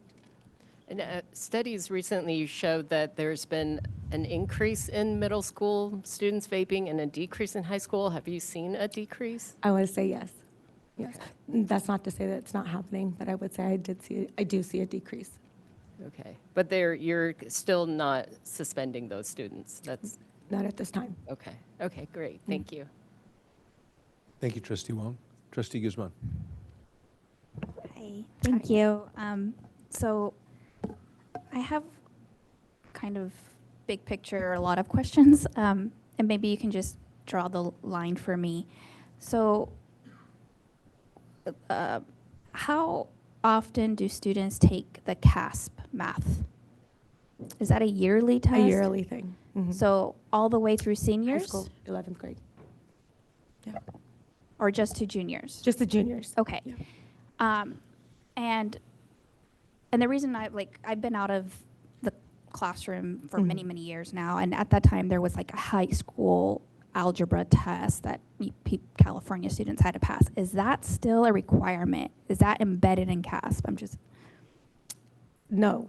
So there is the CASP test that they take. They take the math portion of it, but I think what you're talking about is where there were specific leveled tests that we're not doing that. No, Okay. And so I see that, and then I also saw the UC requirements. So, because it seems to all correlate, and I'm just trying to like figure out how we can better support our students. So, and the other question is like, how does do counselors meet with every student? They meet with every student. Okay, so every student, and they do a plan, or you know, and so they're looking at. So how many of this is probably more in-depth conversation, but what grade level are our students passing algebra? At what grade? Yeah. Well, most of them pass in their freshman year. If Okay. not, then they retake it again their sophomore year. At this point, when we look at the data, when students get to their senior year, it's not algebra that's holding them up. Okay, so when we look at this Algebra 1 passage rate, which I understand now is the final Is the exam, final, yes. which was great clarifying question. Thank you We're for only that. mostly talking about freshman students here. Yes. Okay. So freshman class size is approximately what? 32 to 33. Oh no, I'm sorry. The out whole of the student, about 1,000. 500. Okay. Uh-huh. Okay. And they're taking CASP up until their junior year, yearly. They take CASP the junior year. Oh, Junior year. just junior year. Just junior year. Okay. Thank you for that. See, that's okay. Thank you. Thank you. I appreciate putting the numbers together. I know there's a lot going on here with Mr. Hart and all the way down. I won't get into asking the specific questions on exactly what we're going to do, but my overall concern is when you see numbers that are there to track achievement in a downward trajectory, and you expect to see flat line or a linear projection upward. So what are we, because it looks like when we say most recent data, is that 23, 24 to date, or is that 22, 23 school year? 22, 23. So given that lag, the comparison between school year 21, 22 and 22, 23, what are we doing different in those two major areas of college and career readiness and EL, where we saw the big trajectories downward? I mean, it's not, I know that when you say you're surprised and shocked, I mean, so are we, I guess, and I won't speak for everyone, but what are we doing different so that 2 years from now, or the following year, that we do see why it happened, and what are we doing different? So in the area of math, we did institute the 3-trimester algebra course. And so in that, we were doing the foundational levels. We're also doing a strengthened PLC movement in collaboration with our teachers, which again is being supported by Matthew and Jason. For next year, in our planning, because we've already started to plan for next year, we're looking at what does that look like for math within the time frame that they have for the 90 minutes, right? We know that having the same teacher is going to help dramatically, but we also know that within that time period, there's greater opportunity for interventions to be put in place during class time. And so we're going to be taking a look and seeing how teachers are going to be able to incorporate that into the 90 minutes. But this year, our focus is focused on first trimester of building foundational knowledge, and then seeing how students do first the A portion of the algebra course. Do you anticipate that there's any upward trajectory in these for the current school year? Absolutely. Okay. All right. I want to give people who are watching, the public, that we're not on a downward slide, that we notice this, and that we're taking corrective actions. Absolutely. And that we are measuring those incrementally as we move forward. Okay. And lastly, do you anticipate that there's anything that we as a board can do to support that effort, support teachers, and support the students, as Mr. Drowan said, moving forward when we change the schedule? I mean, I have some ideas. So, Please share those with so that we hear those. So one of the ideas would be, greater support in terms of working with our math coaches, which is what, again, Jason and Matt is doing. I would love to see that continue to happen, because when you have facilitators that help guide the conversation, it allows for greater dialogue. It also also allows for saying, like, this is the area that I need to grow in as a teacher, which then allows each them to collaborate on how they can do that together. Okay. Any other questions, clarifications? I appreciate it. Thank you very much.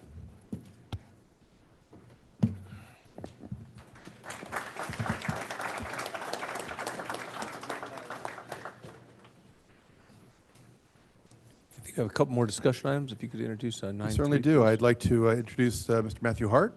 He will come up and provide a little bit more district-wide context to assessment from last year and give some additional insight into areas of strength and areas of growth. Good evening, Board President Bueno, members of the school board, Superintendent Van Schack, members of cabinet, and all the members of our Livermore community. Matthew Hart, I'm your Director of Assessment and Accountability.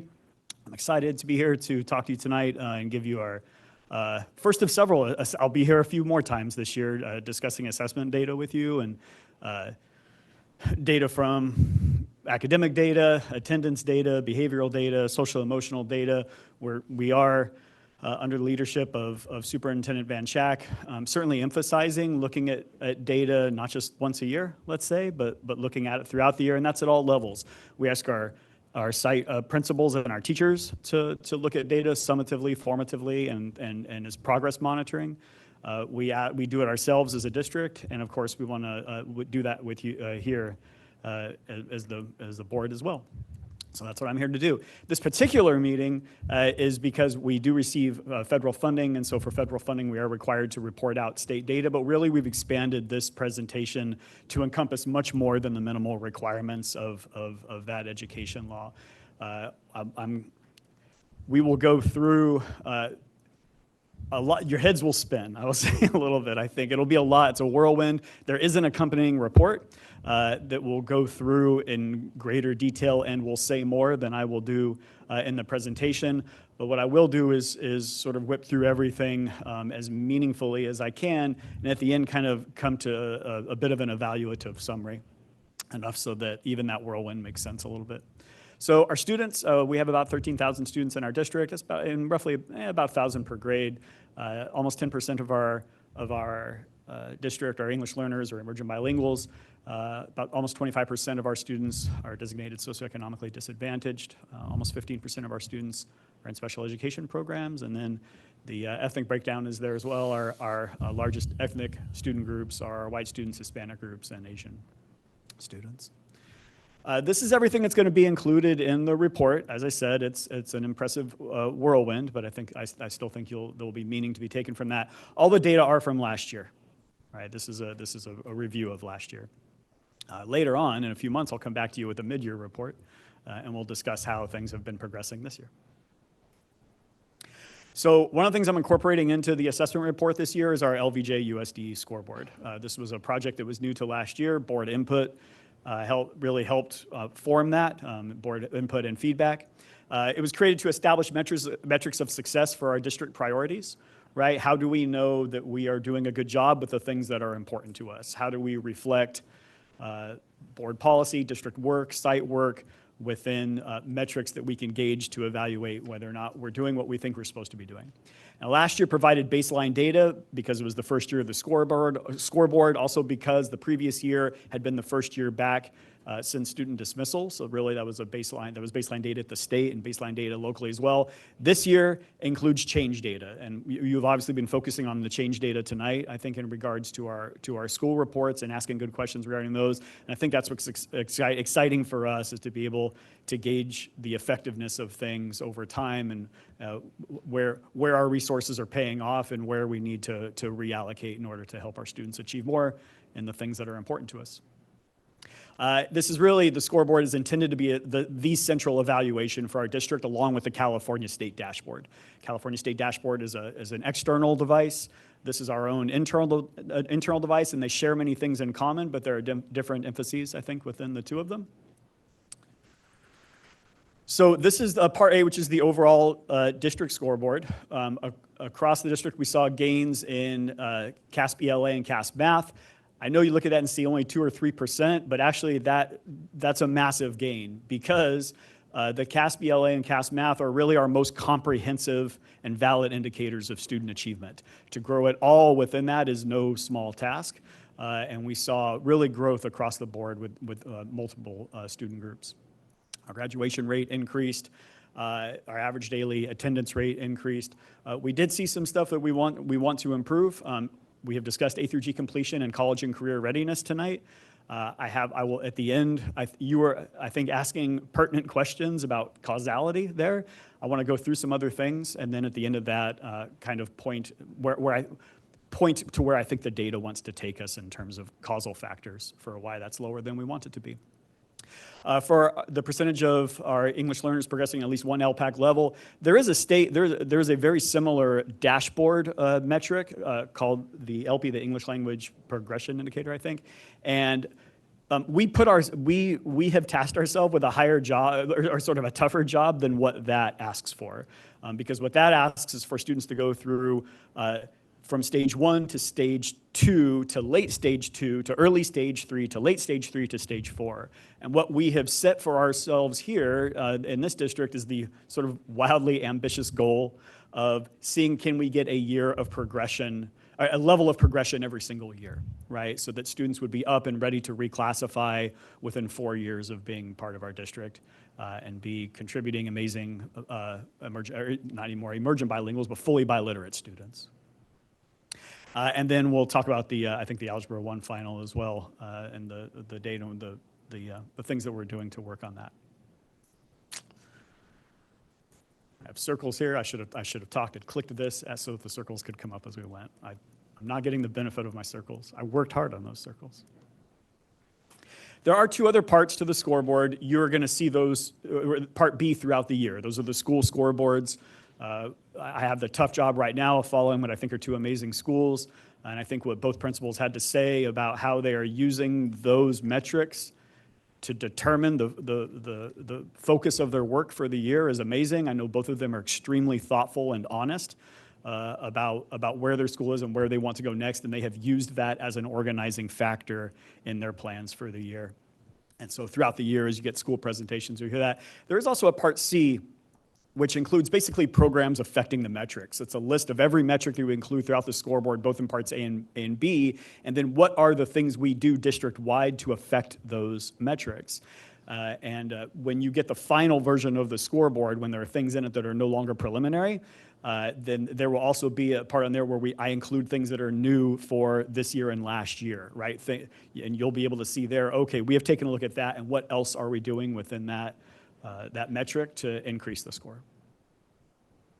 So this is the scoreboard, and this is the central hub of really all the data in our district. And the rest of the data in this report, it shares some things in common, but really they're all metrics that influence the scoreboard. It's not the same thing, but they are all things that matter because kind of long term they will end up affecting what we have on the scoreboard.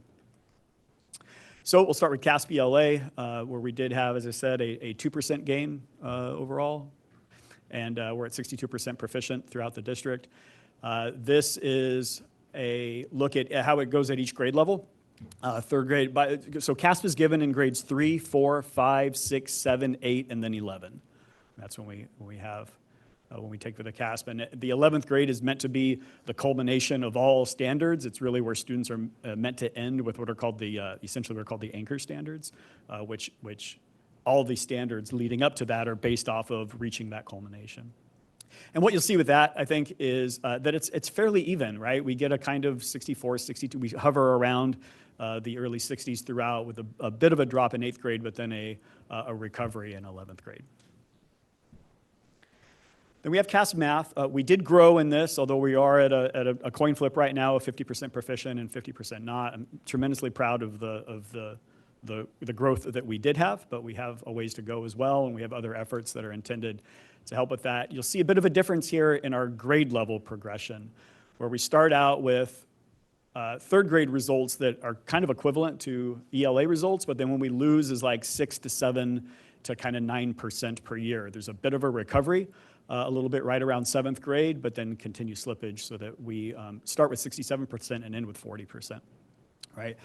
I've looked a little bit deeper into this. I won't go through all the crazy details right now, but essentially what happens is within those 7 to 9% that we lose per year, the next year what happens is about 1/3 of those students recover, but 2/3 do not. They continue, they left proficiency and went into non-proficiency. They continue in non-proficiency, and then that snowballs with new students that drop into non-proficiency as well. So there seems to be, what we're looking at now is examining kind of hinge points within math at each and every grade level to kind of examine what is it that's driving students out of proficiency, and how can we intervene and remediate as quickly as possible to get students back to grade level to stop the snowballing effect that's indicated on this graph. Our LPAC scores, our LPAC measures student progression for our emergent bilingual students as they work to attain proficiency in the English language. The vast majority of our students are located at levels 2 and 3. We don't have many level 4 students because once students get to level 4, they very quickly reclassify. Typically, right? So we have many students in this district that are reclassified fluent English proficient. Those are level 4 students that are indicated on here because once they reclassify, they're no longer required to take the LPAC. But for our students that are designated as English learners, the vast majority of them located in levels 2 and 3, and our job is to get them to level 4 so that they can attain biliteracy. This is, as I'm sure you've heard before, my single favorite report in the world. This is the pivot table report. What the pivot table shows you is who has been helped by what we've done and then who has regressed. And so the way to read this is basically you want things in green, right? Green means that students improved from one year over to the next. So for example, if you look at that far left column where the circle is, that 3 indicates the number of students who were a level 1 2 years ago on the LPAC and then scored a level 4 last year. So those 3 students jumped 3 levels on the LPAC within a single year. There were 9 students that went from a 1 to a 3 and 75 students that went from a 1 to a 2. And because we have set this lofty goal for ourselves of making sure that our English learner students are progressing at the rate of 1 each year, this is a very important report for us. You can see we have 132 students that progressed from level 2 to level 3. So we want as much green as possible when we want to stay out of the red as much as possible because red would indicate progression, regression. Other academic data, we have the EasyCBM. Mr. Jones talked about EasyCBM. I cannot overstate the growth in EasyCBM data over the past year. Really, it's a culmination of several years, but what we saw last year at the first grade level was overall district-wide a 20% jump in the number of students that were proficient in reading by the end of the year. With about 1,000 students per grade level, that's 200 more students that could read last year than could read the year before. And that's just one grade level. So I think the resources that we have devoted to the professional learning community work at those grade levels, their work in providing responses and intervention to the data, the very systematic way that our coordinator of early literacy, Sherry Johnston, and our director of elementary education, Chris Connor, have approached that, have paid massive dividends. Overall, if you take all the EasyCBM data, we actually give the EasyCBM all the way actually into, it's mandatory through 5th grade, and then there are some middle schools that also voluntarily adopt the EasyCBM. And overall, we have 81% of our students designated as low risk. Low risk is good, okay, right? Low means good in this case. Low risk means that they are fluent. High risk in this case is high risk of essentially literacy problems, the need for intervention. And some is a little bit in the middle.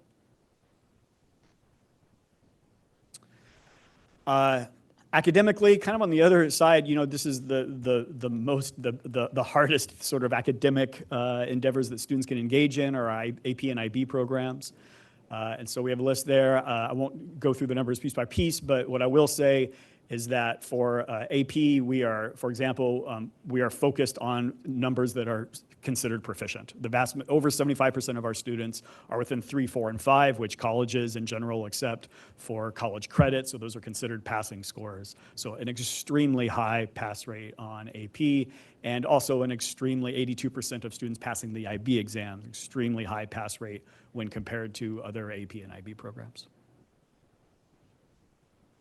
Our students do take the SAT. We've seen a bit of a devaluing of the SAT from our post-secondary partners, colleges, universities, but it still does matter. There are still colleges that do absolutely require it as a piece of the admissions process. The vast majority of our students that take the SAT are in 11th grade. They're looking to get things set up so that then they can work on their senior year applications. We do have plenty of seniors that take it as well. SAT, we always talk about is, like that sort of number out of either 2,400 or 1,600, depending on when you took it. But there is actually a cutoff that we don't often talk about with the SAT, a cutoff of proficiency. They put that in two areas, evidence-based reading and writing and math. When we just look at that cutoff, we have very, very high numbers of students who are taking the SAT who achieve that cutoff. So we have, for example, 94% of our 11th graders that took it last year were proficient on the evidence-based reading and writing part of it. So students electing to take the SAT, very successful in the SAT. We give the PSAT in this district to help identify students for advanced programs, to give students practice in this kind of exam and to prepare students for the SAT. Last year, we were giving it as mandatory for 10th graders. We still had 9th and 11th graders that would take it. This year, we actually have shifted it over because of what I just showed you with the most of it being 11th graders that take it.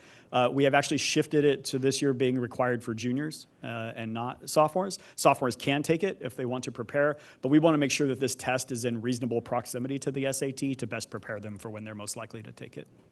So we see in grades 9 and 11, for example, students that opt to take it, there's a logical sense to this. If they're voluntarily taking it, their passage rate is much higher. When we force everybody to take it, that passage rate drops, but it's still very high. 73% is 3/4 of students, right? And so almost, and so that's a very high passage rate.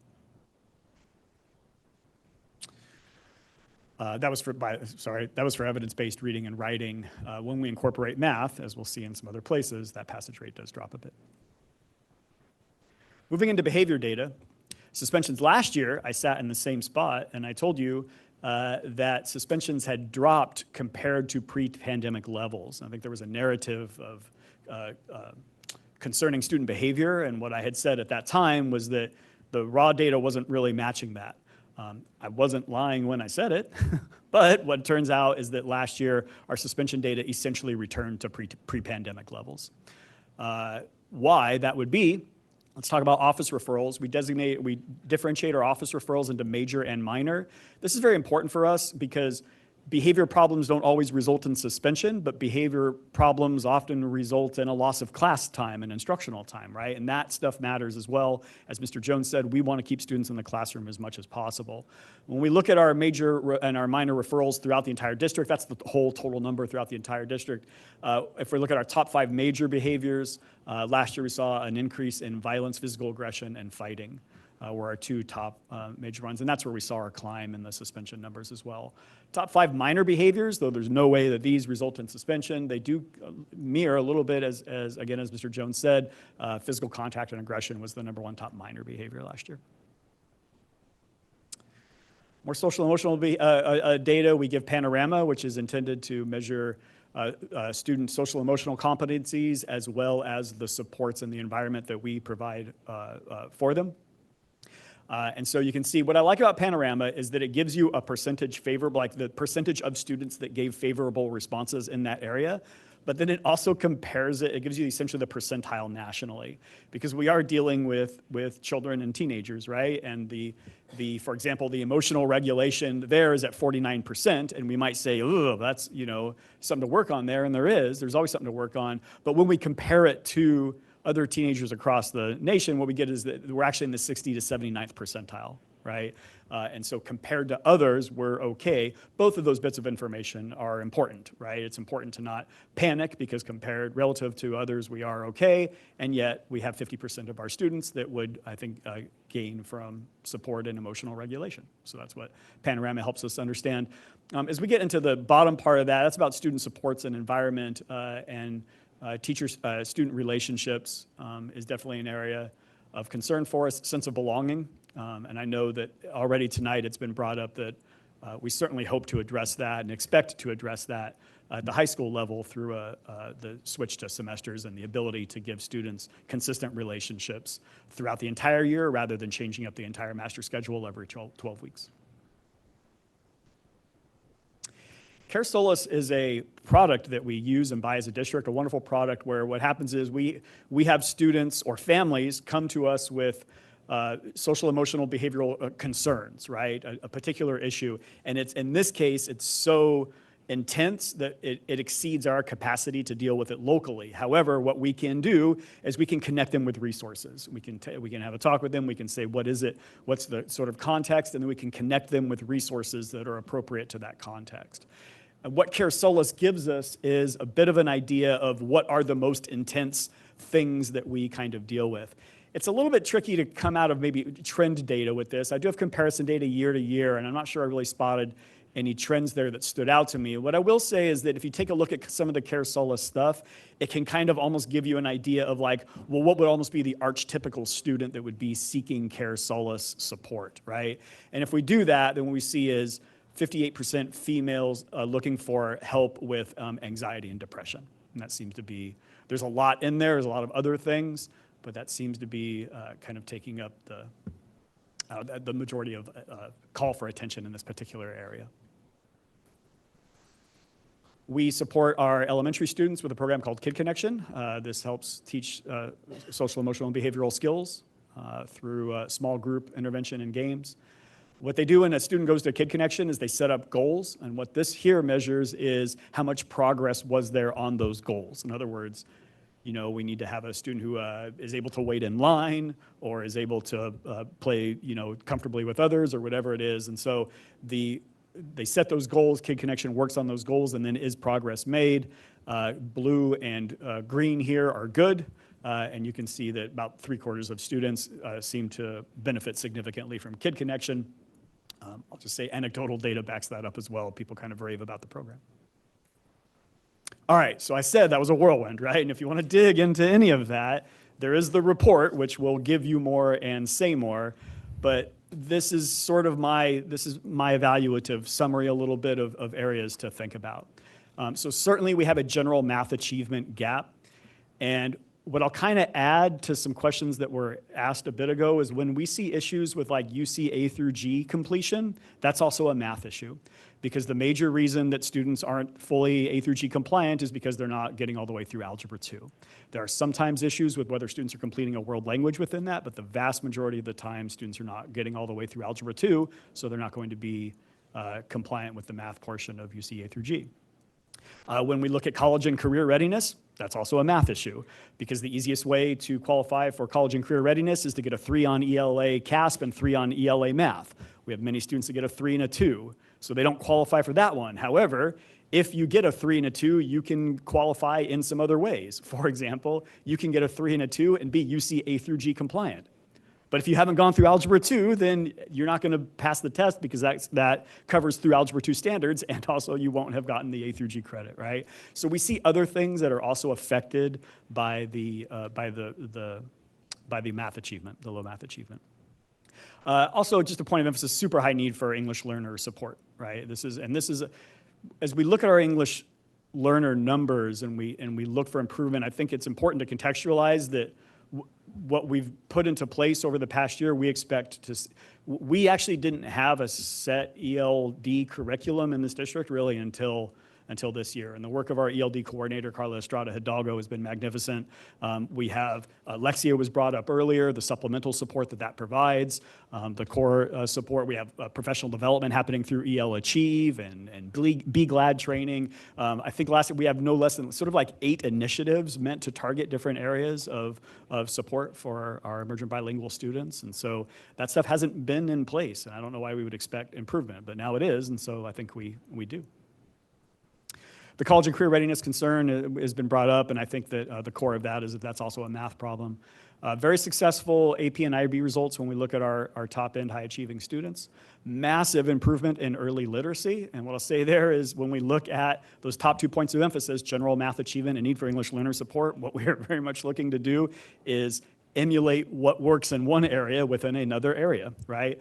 It's the first time I've heard him say it, but light bulbs went off when Mr. Jones said that what we want to do is graduate students out of early literacy support so we can make sure that they have math support. Well, that lines up nicely with my data, right? Because they started out in grade 3 with 67%, and then it drops every single year. But if we're able to put that same professional learning community practice and the response to intervention practices in place at the grades 4 and 5, then we can really start to remediate that and stop the snowballing before it starts. So looking to emulate the work that we've done in one area at a high leverage point in a different area. We've had our suspension rate return to pre-pandemic levels, some common discipline problems involving sort of physical aggression at all levels, and then the dominance of depression and anxiety for our students that are seeking the most intensive support that we can provide. And there's lots of places to look in the data and lots of places to go, but I would say that kind of given everything, this is the clear trend stuff that has kind of developed. There is no action that needs to be taken out of this, but I welcome and love questions. So, Thank you. We have no speaker cards on this, so we'll close public comment on this. And if there's any questions, I will start with Trustee Guzman. Thank you for all of this. So I have a couple questions, but one, I'm curious of those that are taking the math CASP.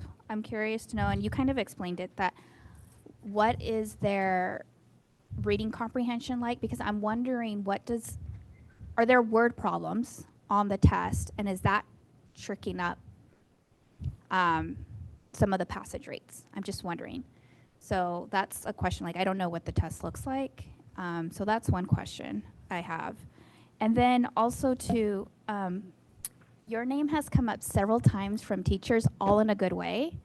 And I am curious to know, maybe it could be a workshop, maybe I shouldn't be speaking for everyone, but I am interested to hear, there's a couple things, data doctor or doctor data, and then I just heard Mr. Jones say workout of the week, the data. So I'm curious to see what that looks like, because I'm hearing great things that's being very useful, and I would want to know more.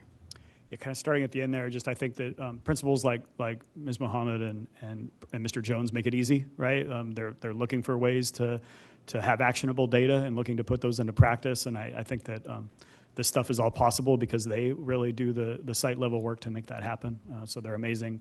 I take direction from my superintendent, and whatever workshops need to be provided, I'm happy to provide and love digging into all this whenever that's needed. I run a program called Data Doctors for a few schools. Basically what I found was that schools had a need and a desire to have systems in place so they could respond to data effectively. But putting all that into place and knowing step by step exactly what to do is kind of a daunting task. And so that's a program where I run through schools through an evaluation. They self-choose goals, and then I provide support in getting them to those goals, and then we reevaluate continually until they graduate and they are data doctors at that point. That's an early program. I'm working with 3 schools in the district.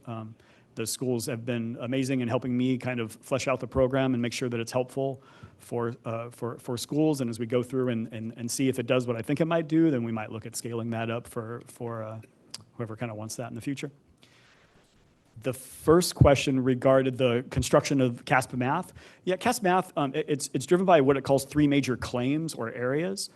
The first essentially deals with students' ability to run through operations and algorithms. Can you do the math? And that one is very just kind of numbers centric. But there are 2 others. One is about problem solving, and the other is communicating reasoning, and those are very language dependent.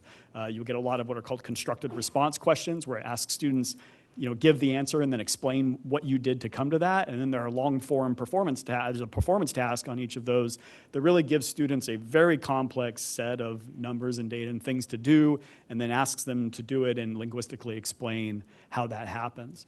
I think that some of the work we're doing with like the math finals, for example, we go in and analyze the math finals now with all like in grade 6, grade 7, grade 8, algebra 1, geometry, and algebra 2. We do analysis protocols with all of them. And what comes out of that a lot is, well, what are the areas? Do we need to focus on the math of it, or do we need to focus on the problem solving and explanation of it? And the answer is kind of yes, always, right? The test does test both of those, but they're interdependent. The only thing I will say is in that test, whenever it's asking them to explain something, it's always testing them at math that is 2 grade levels lower than where they are expected to be, I guess in order to kind of ease the burden of needing to explain maybe newer concepts linguistically. Of course. Thank you. Trustee Wong. Your presentation answers so many questions for me. It's astounding.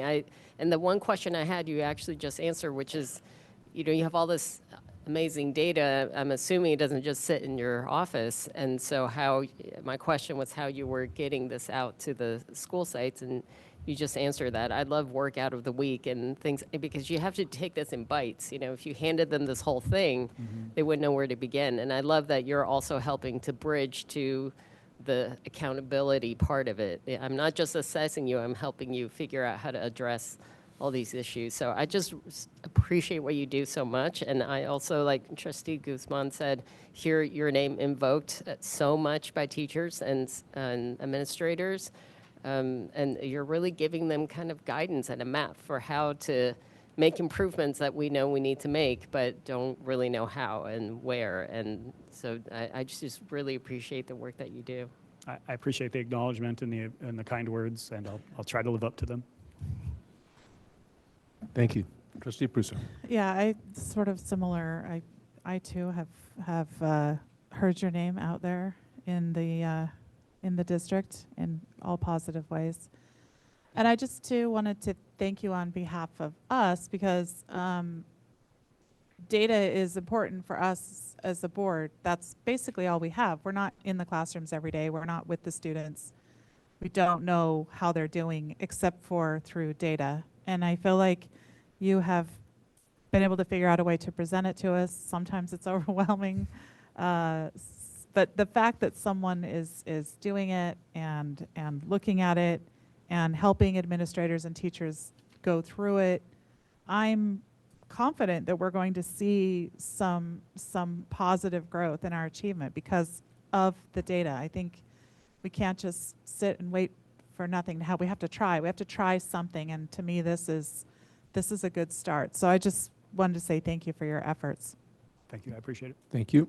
Trustee Drone. Yeah, I feel the need to reiterate what my colleagues have said as far as your name being brought up several times, and I think that speaks to, that says a lot. And I think that's I think the district made a conscious decision to focus on data when Superintendent Van Schack came over. And I think that even before that, district said we're a data-driven district. But I think that's compared to, looking at STAR scores once a year, compared to how you're pushing the district to use data, it's not even, you can't see, it's night and day. So I appreciate the focus on data that the district is moving towards. I also appreciate leaning in and learning how to use and make sense of that data to make meaningful action. And I think the last point that I'll make is that when we do look at data, that data is, some people say numbers don't lie, but numbers tell you the truth that that if it's a scale, it's showing a truth about the scale. And so when we take, like hearing you talk about the EL progression, two things came up. When we talked about the algebra passage rate, all of us freaked out because we were looking at the data and we didn't quite understand the scale that it was giving. And I think that says something.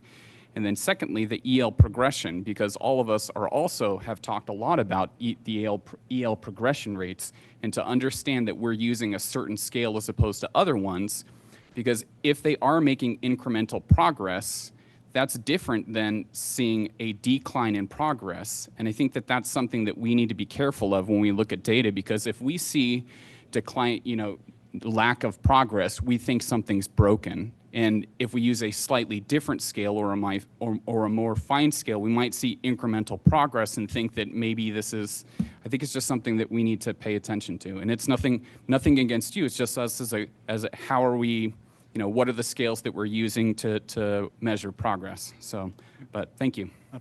Point taken, and I'll say, I think that data and assessment data, it reveals problems and inequities that you didn't see before, right? And you're right, and the way that you frame that data tells a story and shows a little bit about something that you're revealing.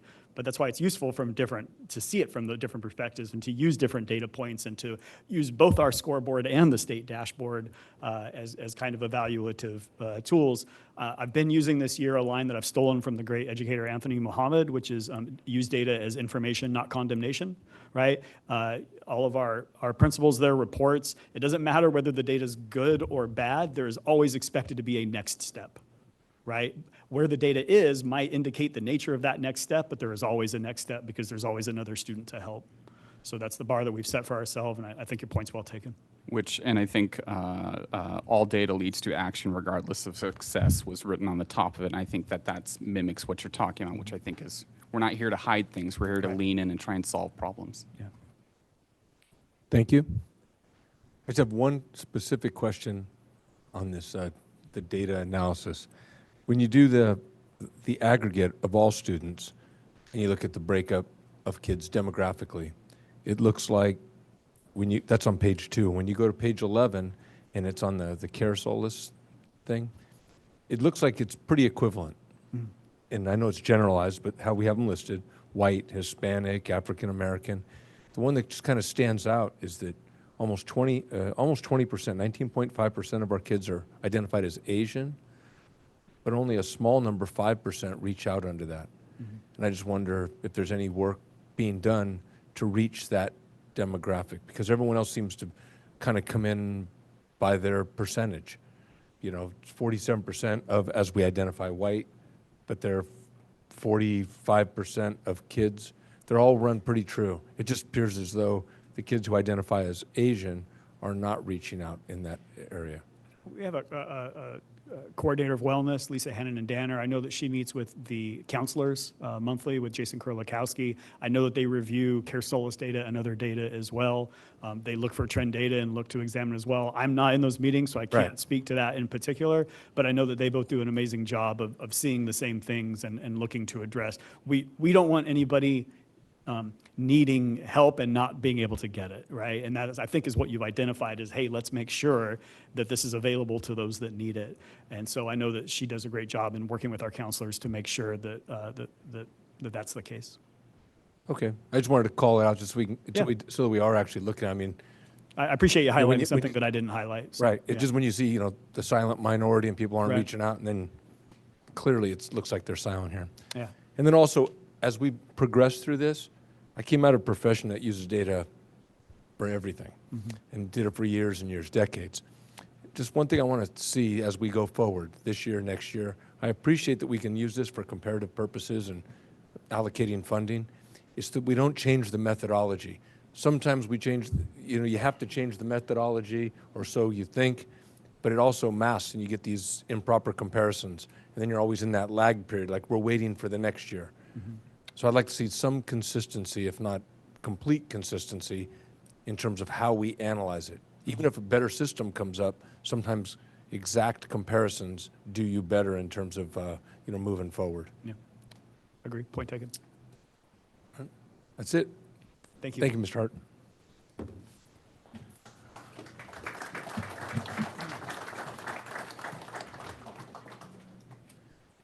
Yeah. President Bueno, with your permission, I'm going to request that we move item 10.1 up till now.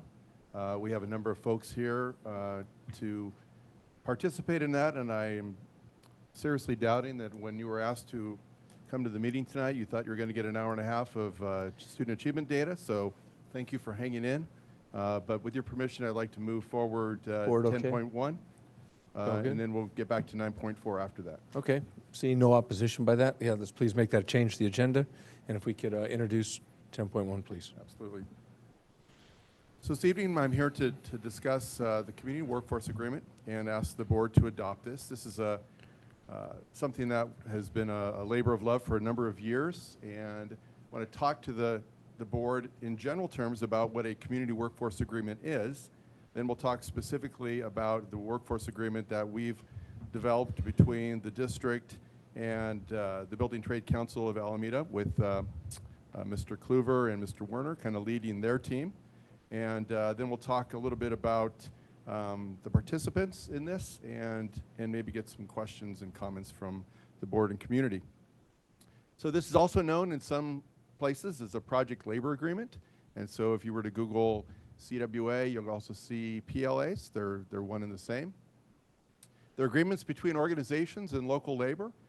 Some local examples would be Chabot Los Positas, the City of Dublin, Fremont Unified. They have community workforce agreements that they've developed over the last several years. It promotes worker health and safety. It provides dispute for resolutions, eliminates strikes from our construction projects. It establishes local hire provisions. So when we look at the specifics of the agreement that we've developed between the Livermore School District and Alameda County Building Trade Council, we say that, again, we began this work pre-pandemic, so this is about 4 or 5 years ago. This provides peaceful settlements of local labor disputes, as I mentioned before, a common theme among CWAs. It develops what's called a Joint Administrative Committee, which is a group of 4 people, 2 from each group, 2 from each side that come together and resolve disputes in a collaborative and peaceful way. It creates stronger partnerships with our local labor partners, a number throughout the county who will be signing off on this agreement. It promotes opportunities for students to enter the trades. We recognize that as not only is there a greater need among the trades, but there's also a greater desire among our student populations. And so this agreement will help to promote those opportunities. It creates pathways and partnerships. I think perhaps most importantly is it allows for local labor, in particular district graduates, to work on projects that we build in our schools. And so as we move forward and hopefully continue with our construction plans, this provides opportunities for folks who live in our community and folks who've gone to school in our district schools to take meaningful part in those projects. And so I'm excited about that as a specific piece of this agreement. This applies to projects that are over $750,000. So it does have opportunities for smaller projects available for other folks. So a bathroom remodel at Junction Avenue Middle School, for example, might be a $200,000 project. It wouldn't fall within the scope of this agreement. So there still will be work outside of this agreement. And so for folks that are in the community that wouldn't be covered under this agreement, they'll still have opportunities to participate in district projects. The renewal period is 5 years, and so if there's something that isn't working, we'll come back in 5 years once we've given this a healthy shot, and we'll fix it. We'll sit down again with the same group of folks or maybe a slightly different group of folks, and renew the positives and negatives and again, make changes at that time. This is half of the participant list. You'll see a number of folks who are frequently involved in projects within our school district. Or millwrights and pile drivers and plasters and teamsters and sprinkler fitters and just all kinds of folks who do their work in and around the Tri-Valley area. Some common concerns that come up when signing off on these agreements. There are additional clerical tasks, honestly, that are associated with tracking hours for folks who, again, for the local hire agreement. So there are clerical tasks that do result in higher project costs as we track sometimes student populations and sometimes as we track the workers. There also is potential reduction in bidders on the project. That hasn't been a particular challenge for us as a school district. We think this is a good place to do work. We've had great bids on our major projects over the last decade plus, and so we don't anticipate that. But I do know that in many circles, this is seen as a concern. We think, however, that the benefits of this agreement significantly outweigh any potential concerns, and it is therefore that my recommendation is that our Board of Education approve this community workforce agreement. Thank you very much.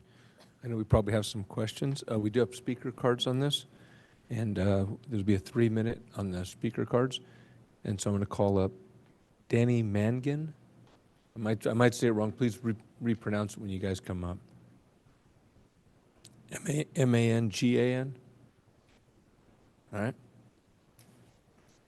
Jennifer Fothergill. And then on deck is Michael Curran.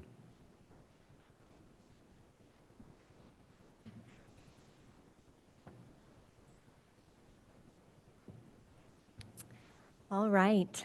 Thank you and good evening. As mentioned, my name is Jennifer Fothergill, and I'm from the National Electrical Contractors Association's Northern California chapter. Our chapter represents more than 100 electrical contractors working in and around the Tri-Valley area. These contractors provide jobs to thousands of local workers, including hundreds of apprentices.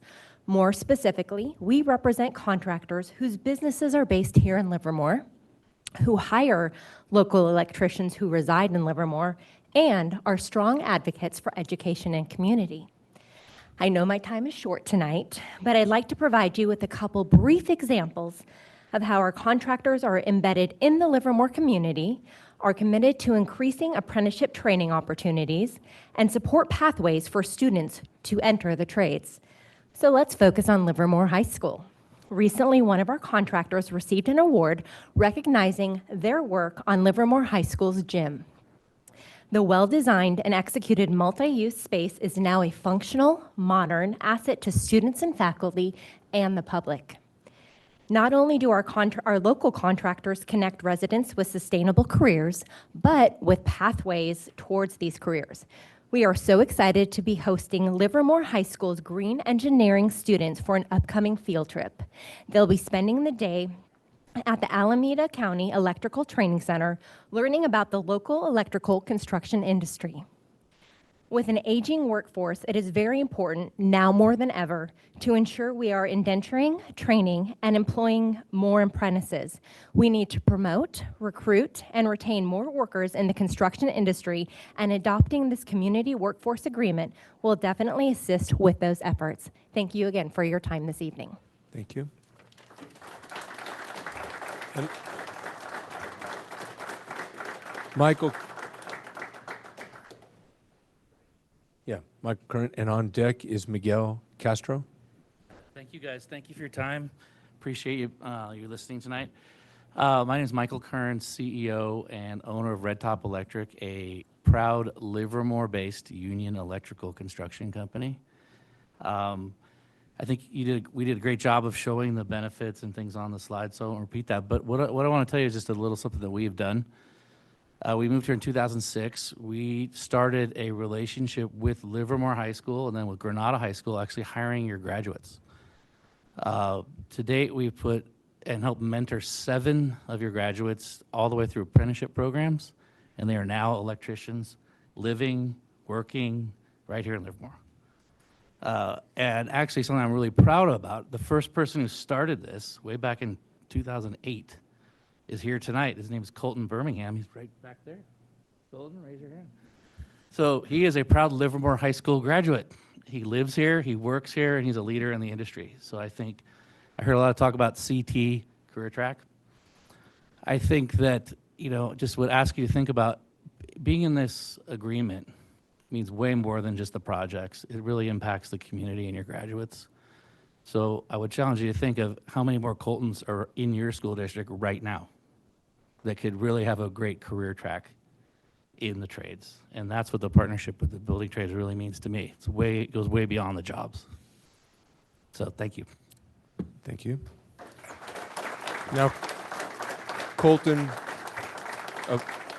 Birmingham's you're on deck. Miguel Castro. Good evening to all. My name is Miguel Castro. I'm currently an apprentice with Operating Engineers Local 3. I'm a Livermore resident. I attended all the schools here in Livermore. I attended Croce Elementary, Christensen Middle School, and Livermore High, class of 2017. I am happy to see this community workforce agreement here in front of you tonight. This is going to create an opportunity for kids that are graduating from Livermore high schools. I wish this opportunity was here when I was graduating from the Livermore High School District. It could have allowed me to get into the trade sooner than later. Since I have been in the apprenticeship with Local 3, the training has been such a life-changing for me. It has gave me skills as a heavy-duty equipment repairman. It has changed my life in aspects that I have a skill and I have a career, and I have obtained my commercial driver's license through the apprenticeship. Having a community workforce agreement will allow more kids graduating from the Livermore High School, from the Livermore districts to have an opportunity like me to receive the opportunities that I have received with this apprenticeship program. I urge you to support the community workforce agreement and approve tonight. Thank you all for your time. Thank you.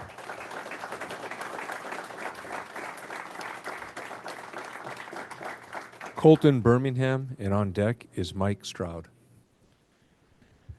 Good evening, everybody. My name is Colton Birmingham. I was born and raised a half a mile away from where we're sitting right now. I went to, this is old now, but Don Gasper de Pertola Elementary School, Junction Avenue Middle School, ended up at Livermore High, was president of the FFA chapter there, and upon my graduation kind of had no real path forward into a college. So Mike was actually nice enough to hire me right out of high school. We started in Hayward. We moved out here in 2008. In 2011, I started my apprenticeship program with IBEW Local 595. And I started as an apprentice, worked my way up as a journeyman, was a journeyman just for a short period of time, foreman electrician, general foreman electrician, superintendent, and I'm now a project manager for Bachman and Woody Electric, working primarily at Lawrence Livermore National Laboratories and Sandia National Laboratories. I'm here obviously in support of this CWA. I mentor a lot of kids coming through Livermore High, especially the ag program, and I encourage them to look at the trades as an option. This has opened so many doors for me and a lot of people just like me. I'm able to support my entire family off of just my wage. My wife gets to stay at home with our 3 kids. They will also be attending some Livermore schools coming up here in the future. So that's my time. I thank you guys for your time, and I hope that you vote to accept this agreement. Thank you. Thank you.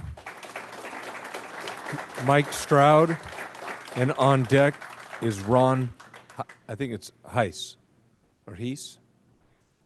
Heiss, okay. Good evening, board members, my fellow union brothers and sisters behind me here, and all residents of Livermore. I'm very excited to be here. My name is Mike Stroud. I'm excited to speak towards a community workforce agreement. I truly believe that it's a great opportunity and a pathway to highlight the opportunities in our construction industry and light crafts for our young students here in town. I speak on this one with great Livermore pride tonight. Seldom do I get to flex my amount of Livermore pride to this level. Born and raised here in Livermore, a proud Livermore High graduate. I'm a 4th generation operating engineer member and a graduate of the Operating Engineers Apprenticeship Program. I'm now working as a master mechanic for a good fellow brothers here, a 100-year-old contractor operating out of our California headquarters here in Livermore for over 20 years. I was coupled in my graduating class at LHS with the Industrial Arts pathway, which led me to the Operating Engineers Apprenticeship Program. That successful path, along with all my histories combined, has allowed me to live a wonderful life here in Livermore.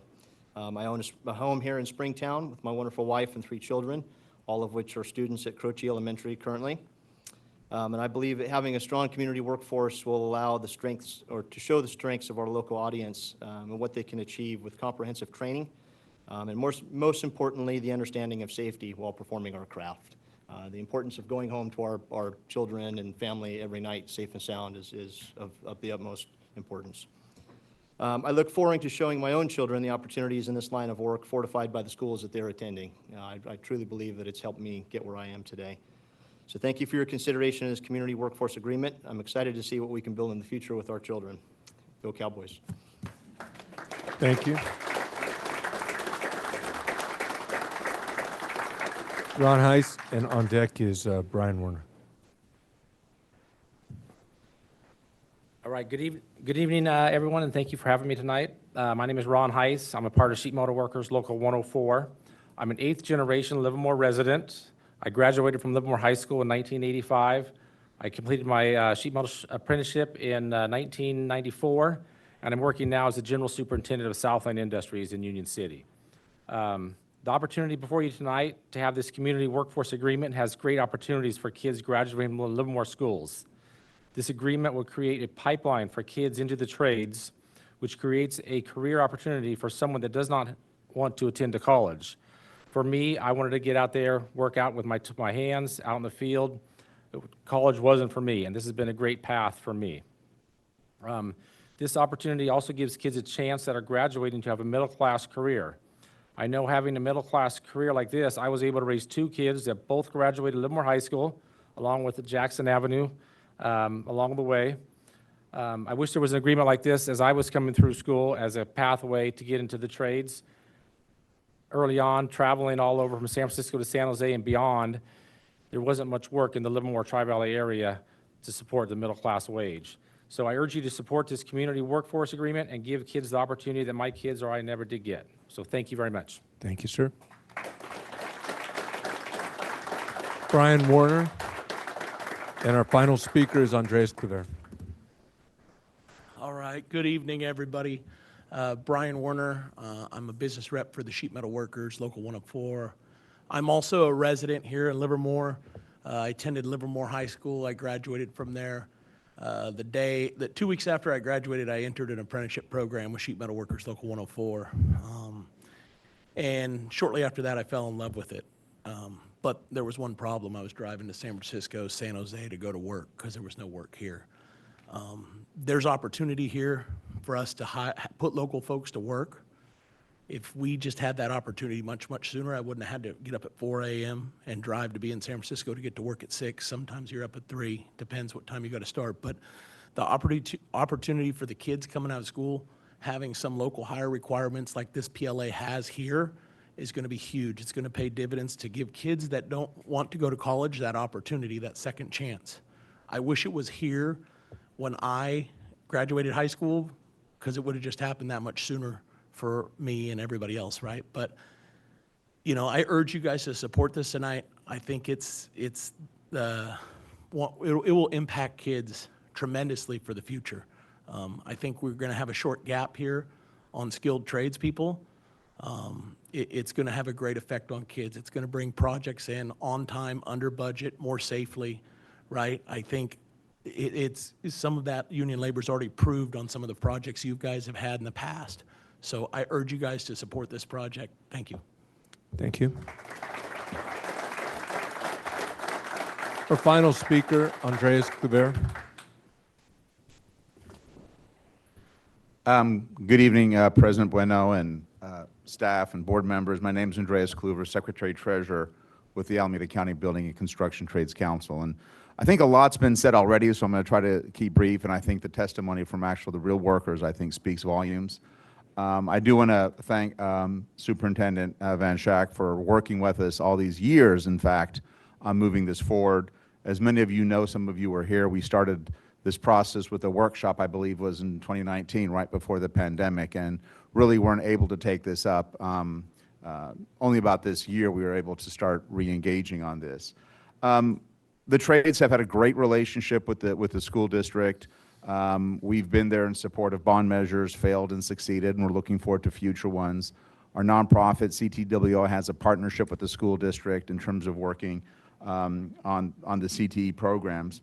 But I think we're moving forward with the community workforce agreement is really formalizing that relationship and really ensuring a steady pipeline of your graduates into the trades.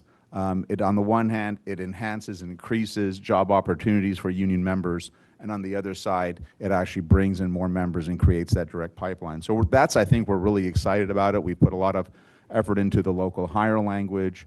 We've got language in about our partnership and enhancing this district CTE program, especially with our nonprofit that does a lot of work. So we, in fact, we have project labor agreements with a number of school districts. We've got Oakland, San Leandro, Fremont, Berkeley, Hayward, Alameda.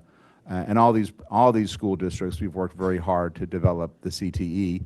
All these districts have had project labor agreements or community workforce agreements, which we have rolled over, renegotiated. They're all very, very satisfied with the partnership. And that's what I think really what this is. This community workforce agreement is a partnership.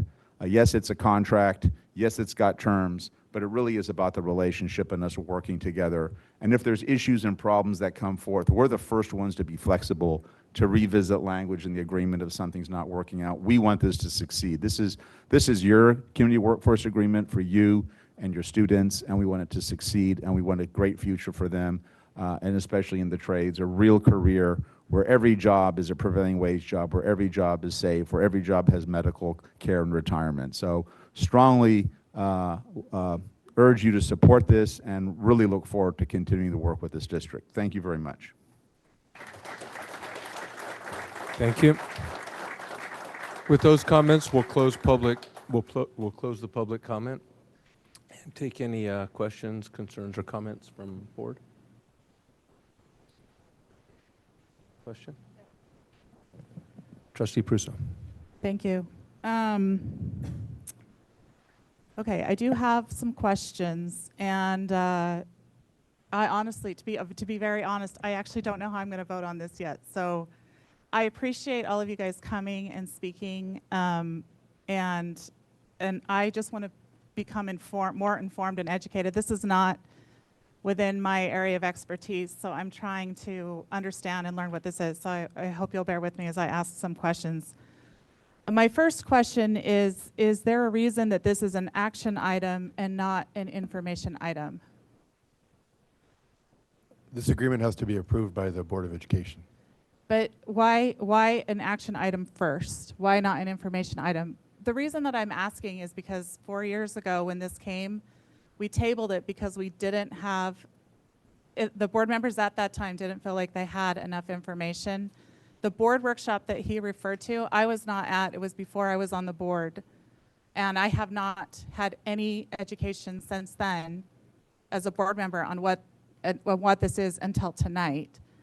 And so my question is, just some concern that we have very little information before taking a vote on this. And I know we do that with a lot of things, but this, to me, is complicated and confusing, and I don't have the capacity to understand what it is. So that's one of my concerns. I wish that we had more time or maybe a workshop to understand better what the CWA is and what its purposes are. And then following that, I have another question. Have we been successful with our construction projects without a CWA? And I feel like I kind of know the answer to that because I've been here for 4 years, but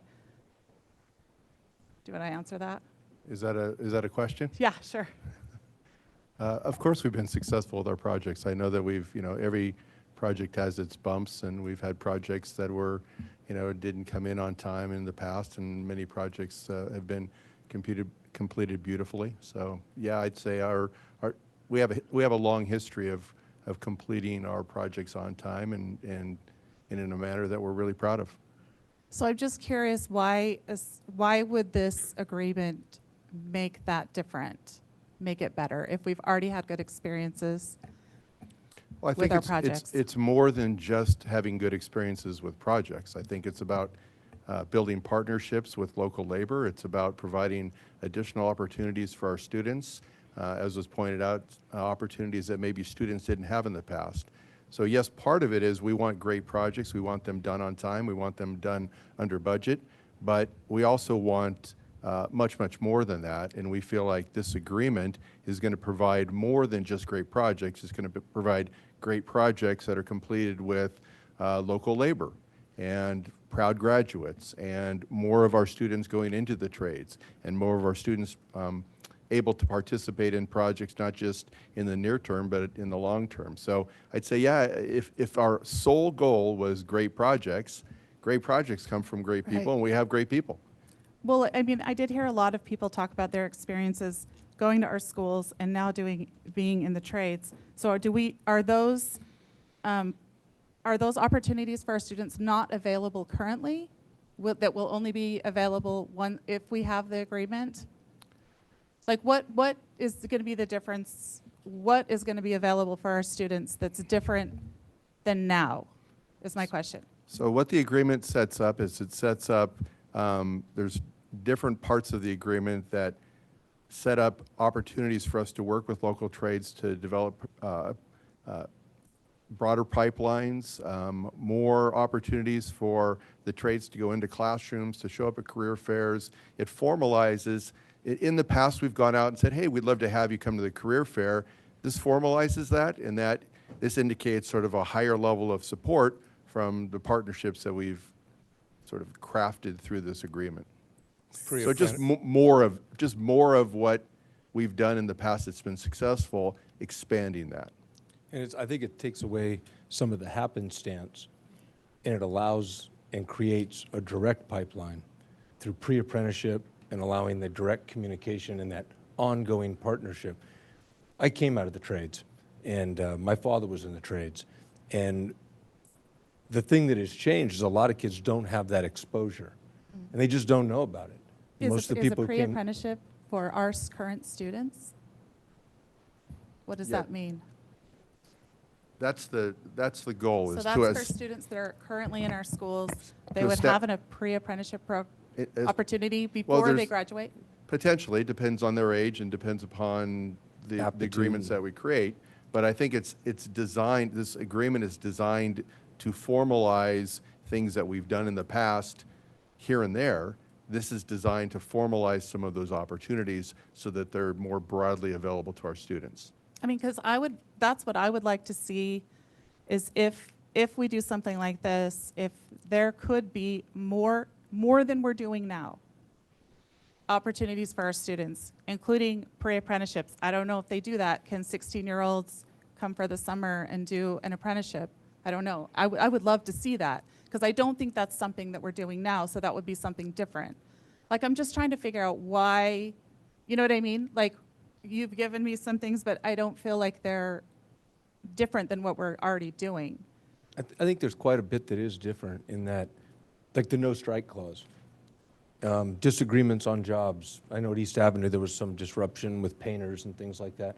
And this gives the opportunity to have an ongoing partnership with the groups that can come in and mediate those things, prevent work stoppages.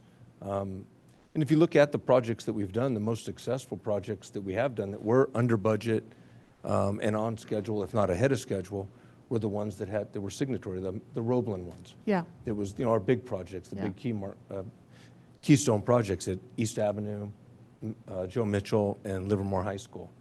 And the one that we seem to have quite a bit of problems with, and I won't mention the firm, but was not. Yeah. And I it ended up being in litigation and some other things. So that was a problem. Right. And to me, that's not, I would agree that that's not the full rationale. I'm looking at this as an opportunity for children. Well, that's what I'm saying.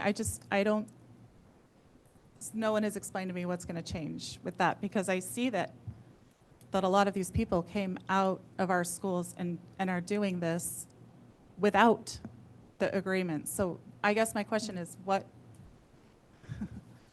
is going to be different? Or can we, maybe the agreement isn't completed, is that something we can put into the agreement to give our students more opportunities, our students who are in the school now? And the agreement, I don't think provides, intentionally doesn't provide specificity to that, because I think it's an opportunity for us to come together with some of the leaders, many of whom are in this room, to say, how can we do that? It's not, here's the thing you must do. You're going to provide this course, and you're going to provide this instructional material. It's how can we increase the opportunities available for our students. And so I think what the agreement says is, hey, we're going to work together to expand that. It doesn't necessarily specify how that's going to happen. It's more of a, as was mentioned by Mr. Werner, it's a partnership that both sides agree, let's do this. Let's provide more opportunities. We can work out the details, but it's a formalized agreement that says we want to do this. We need more workers. Your students need more opportunities. Let's take both of those needs, let's put them together, and let's create programs. Yeah. I mean, I would like to see that. If this is where we're going to go, for me, that's the most important thing, right? And some of these other things are less important. Okay, and then I have a few more questions. Is this set for current projects or future? Is this future bond money projects or current projects or both? It's future projects. Okay. So anything that's not under contract, anything that's already under contract doesn't, this agreement doesn't apply. It's for future. Okay. Just the reason that I ask is I'm wondering if the bond, I don't know, again, I was wondering if the Bond Oversight Committee has, I know they aren't making this decision, but I do think that they might have some insights as to, the bond language and taxpayers this is one of the things that I wish I had more information on, because I know that we, as an elected board, are accountable to our taxpayers, and I wanted to make sure that the language in the bond would allow, not just allow for this, but make sure that we have that done correctly. Also considering that there's a possibility for higher costs with the additional clerical tasks, and then reducing the number of bidders could lead to higher bids. So I guess my concern, or one of my questions, was that I wish that we had more time or a board workshop on this topic where we could get input from the Bond Oversight Committee, from our bond department, and maybe hear some of those questions that I have as an elected official concern about how taxpayers might feel about this, or what those costs might be. I don't know. So those are some of my questions. And then the only other thing that I wanted to touch on too is that I think one of the things that we pride ourselves on here in this district is our sort of equity-based approaches to educating our students, and that we're not discriminatory or exclusionary. And this just feels a little bit exclusionary and discriminatory when you're limiting the people who can bid. So I'm just wondering why, I'm just curious about that and why it matters, because I feel like we did have, like Craig said, I think most of our jobs were union companies. Like, I have no problem with unions. I just feel like, why wouldn't we extend it to everyone and possibly get lower bids? And that also is what being responsible to the taxpayers, I guess, as far as the bond language goes, and I think ed code as well. So I don't know, those are just some of my concerns. I guess what I kind of, I don't know, I wish we had a governance workshop where we could kind of talk through some of this stuff. And maybe everyone else is like, doesn't have any questions and they're totally fine with it. And it's just me that has the concerns, but I just trying to work through it, and I just feel like I didn't have a lot of time. So anyway, those are some of my thoughts. Okay. I'd be curious to hear what your all thoughts are as well. Okay. And just a clarity, I don't see it as a discriminatory or exclusive process, because when I mentioned the thing about the mainly being union is the people who do this type of work, like the big projects, the projects that are over that number, all of them were signatory. They were all union contractors. They're the ones that are set up to bring in that type of a workforce and to do that kind of work. So it is inclusive, and I'd like the inclusivity where we're bringing in local kids to be able to work on these projects and keeping the people who live within this town doing the work. So in large part. Anyone else? Comments, questions? Trustee Wong. I have a couple of questions, but just to speak to the piece about increased costs, potentially having higher costs on projects, I support that if it means that the people doing the work will be able to get a livable wage and be able to live in our city and the city they grew up in and work on projects here. So for me, it's not necessarily, higher costs may not necessarily be a bad thing. It depends on what the higher cost is giving us. I just have a couple of clarifying questions. One is the local hire provisions. Can you give a little more detail on what that is? Or what the provision is specifically? Well, essentially what it does is it sets forth a number, in our case 20%. So 20% of the hours on a project, the goal is to get 20% of those from folks who live in the community or connected to the community, actually the Tri-Valley area. We don't want to be hamstrung by that necessarily, so we allow for some flexibility. We don't want a project to stop because we can't find folks, but we do want to give first priority and give significant opportunities for folks who live in the community. I think it's wonderful that people who live in Livermore helped build the Livermore Gym. And students who attended Livermore High School got to participate in building the Livermore Gym. And so that's what we're looking for. We're really looking for maintaining and creating new opportunities for local folks to work locally so that they don't have to drive 3 hours to work every day. They can work in their community. And so we set forth a level at this point at 20% because we think that's attainable. I'd like it to be higher, but the market right now is a tight one.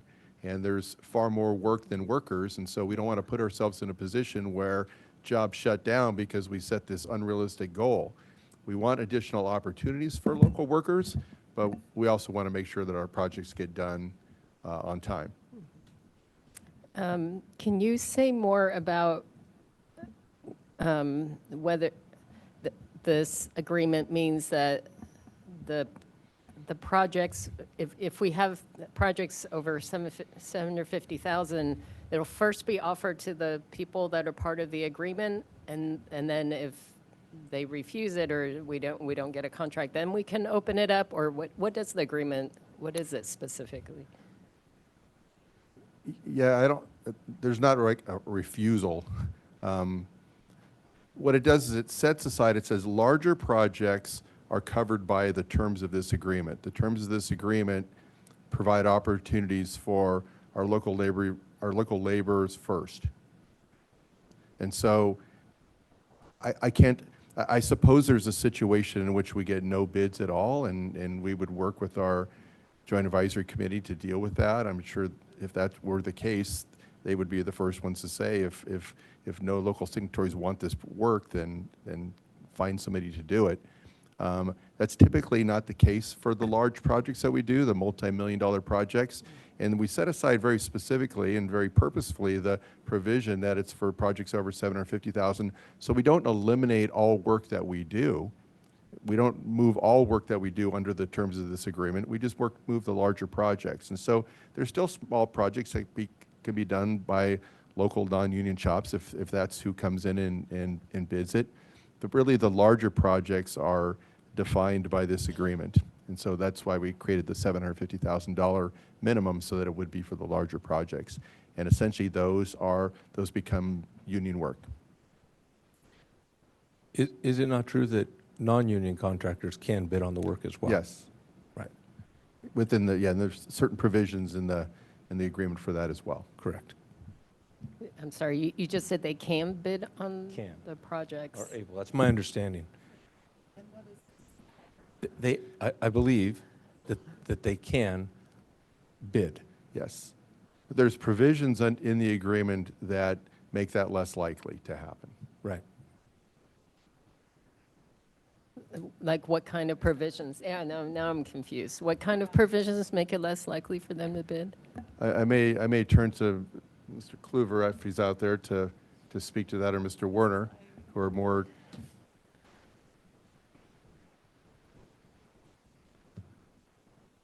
Yeah, just to clarify, all the PLAs allow non-union contractors to bid, in fact, and many of our PLAs, non-union contractors bid.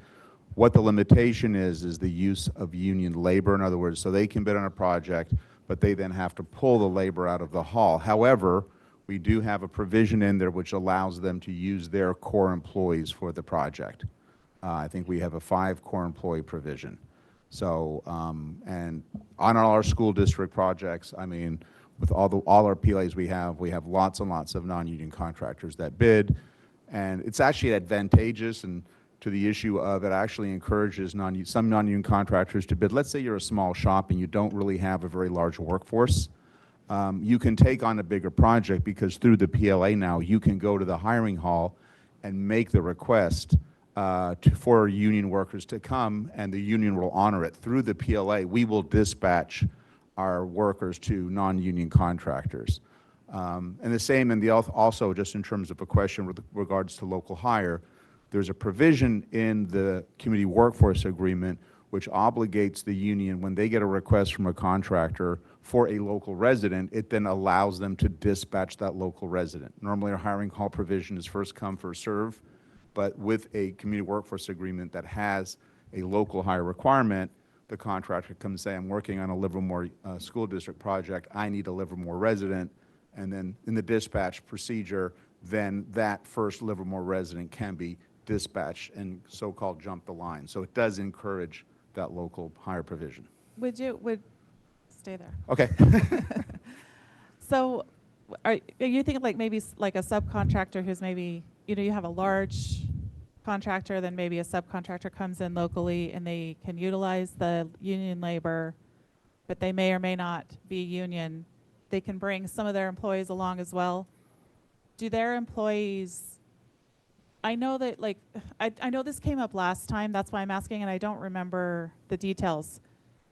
Do they have to pay into benefits they might not receive, or are they totally separate? So yeah, I mean, that's an issue I know we spoke about, in the workshop in 2019. And there's that issue, there's two things. Yes, they receive the benefits. Once you start working on a project, you start actually receiving medical benefits for your family. That happens. In terms of a pension, some of the benefits and some of the pensions require vesting periods. Okay. But that worker has an opportunity working on a non-union worker working on a project labor agreement, then has the opportunity to say, well, wait a minute, this is actually good because, if I can work with the union and join the union, then I have the ability to get prevailing wage on every single job, not just a school district job, but any job that contractor is working, and I can actually start getting a real pension. So it doesn't take money away from them to a pension? No, it does not take. No, it would okay. not take money away. No. Okay, thank you. Thank you. Can I ask one more question? Yes, Trustee Wong. So I don't know whoever can answer it. Superintendent Van Schack mentioned earlier that, there currently are probably more jobs than available workers. And so what happens if we have a project and you don't have enough people to do it within the time frame that we want to do it? Is that something that comes up under, I know you're very experienced with these types of agreements. Is that the kind of thing that can happen, and what happens then? Well, we have provisions within. So what happens is both union and non-union contractors side to this would then become signatory to the master labor agreements of the affiliated unions. All those unions have provisions. If in some case the union is unable, say that we've got a construction boom going on, there's no workers, that contractor can use whatever means they can to bring new workers in. But I don't really, construction is cyclical. We're going through a very strange cycle right now. We love it when there's lots and lots of work. It is kind of a bit of a downturn right now, probably in the foreseeable until, the economy starts to stabilize and commercial and rents start to stabilize as well too. So it's actually a good time to go out bidding in terms of the number of contractors and availability of labor. But that's never been a problem in terms of managing to actually have the workforce to do the work. Okay, thank you. Trustee Guzman. Yes, a question. I heard you mention, and this, I'm just going to direct this to you, Andres, because I heard you mention that there's a nonprofit arm of the BTC, I think, that helps with the CTE coursework. So I'm curious how that would be expanded or implemented, because I'm looking out for the students. How is this going to benefit our students?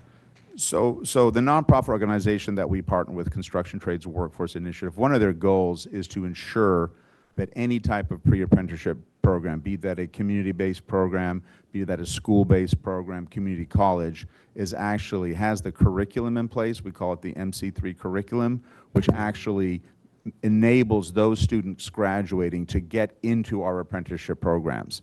So the organization does a number of things. It works on curriculum development. It actually helps raise money. A lot of the state money that's gone for pre-apprenticeship is now coming through CTWI. Provides also construction math. That's not necessarily something that would necessarily be necessary for a school district, but for some community-based organizations. It is basically a partner creating the link to make sure that the students that are being whatever CTE program, and there is actually language in the agreement that says we will work together to establish a program just to ensure that the curriculum of that program is actually providing the background necessary for those students to go into our apprenticeship programs.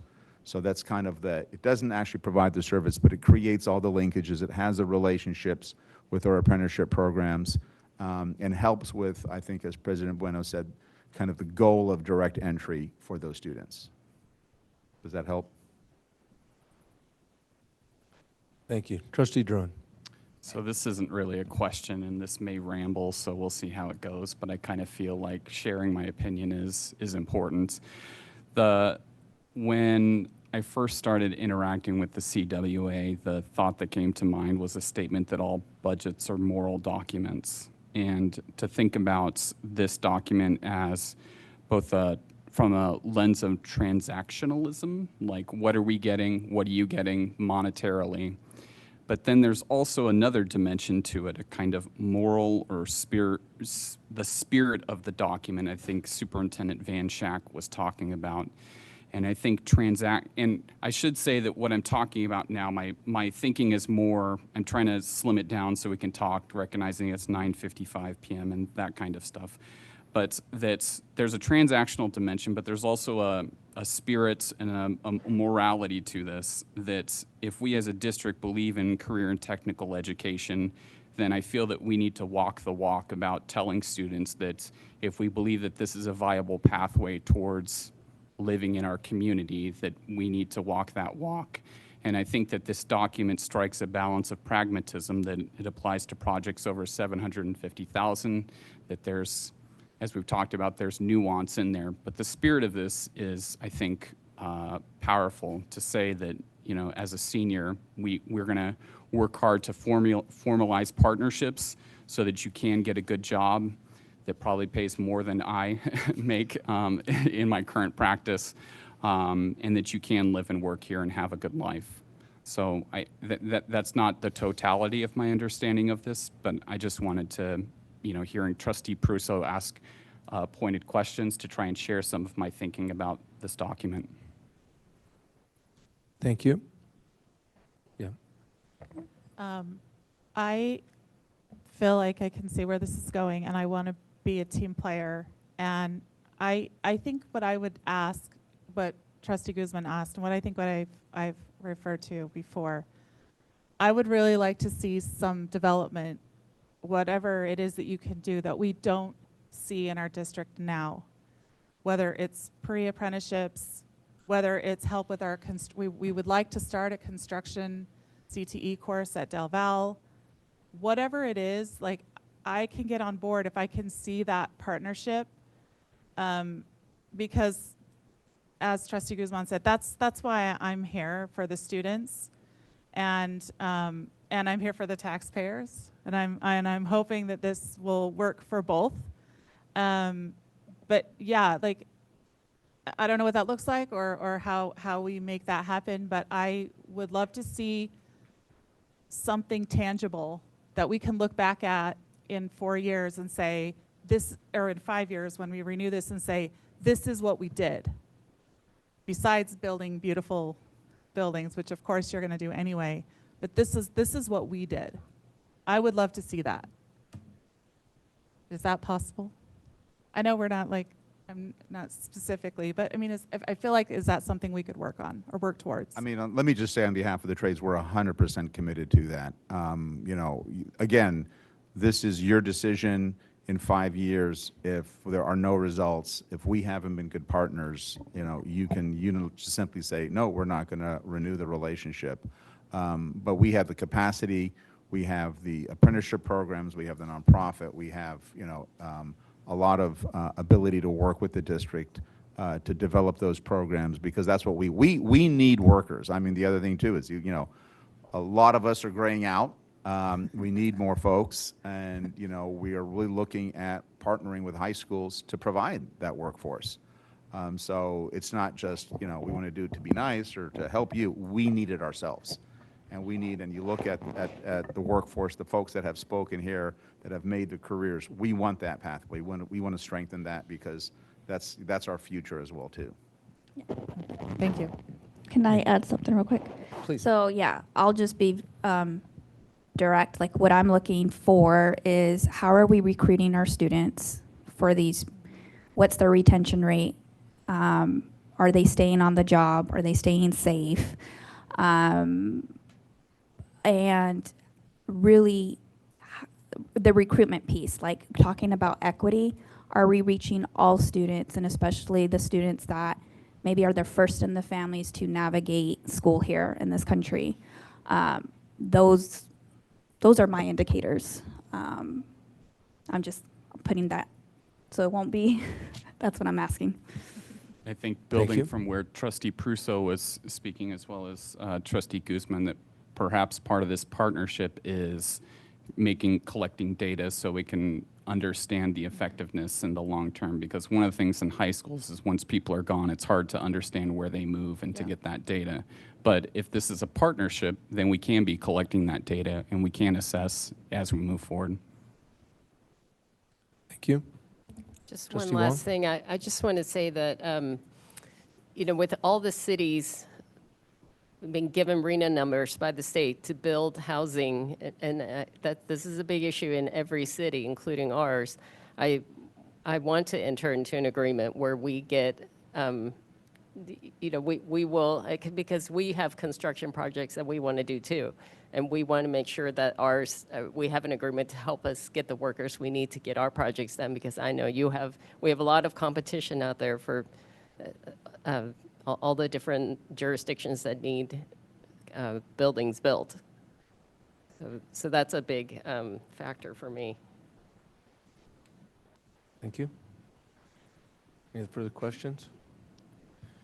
Well, as a grandson of someone who is an immigrant, and my father didn't speak English, the trades gave our family a pathway to middle class and a pension, and I'm very appreciative of that. And what I'm looking at directly here as a board member is the opportunity that it presents not only to our community, but specifically to our kids. And I know there was a gap. The 2008 crash was a big gap where a lot of guys lost track, a lot of kids. I've coached at a high school for 20 years, and I coach in a sport where a lot of guys, one of the fellows that came up mentioned, I wasn't sure what I was going to do. And I see that a lot. And they kind of flounder a little bit. And having this put in front of them as an opportunity, I think is an extraordinary opportunity for the kids of Livermore. We do a lot for the kids of Livermore. We're constantly trying to drive data and accomplishment. And I think that this action will help kids in Livermore for generations. It'll help put them into a job. As Professor Druin, or Trustee Druin, many hats, mentioned with the wages. I know it's a good wage, and I think that the opportunities for our kids is the number one thing I'm looking at. So I really appreciate the item. And with that, I would like to make a motion to adopt the community workforce agreement as presented by Superintendent Van Schack. I second. There's a motion by myself. It's been seconded by Trustee Wong. Is there any discussion on the motion? Madam Clerk, if you'd call the roll, please. Trustee Wong? Aye. Trustee Druin? Aye. Trustee Guzman? Aye. Myself, aye. President Bueno? Aye. That motion carries unanimously. Thank you very much.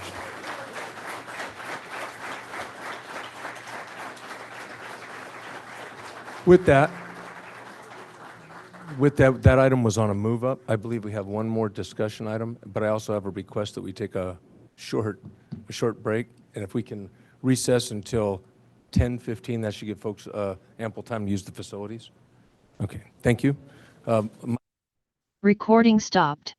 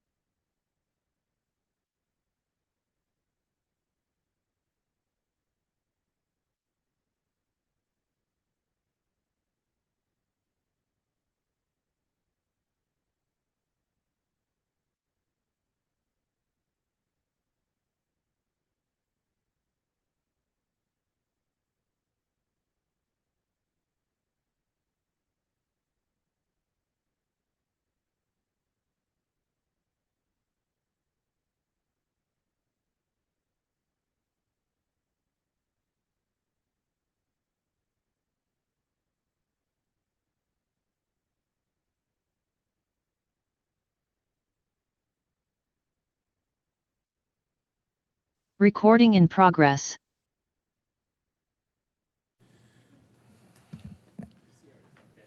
All right. I'm prepared for the fumble.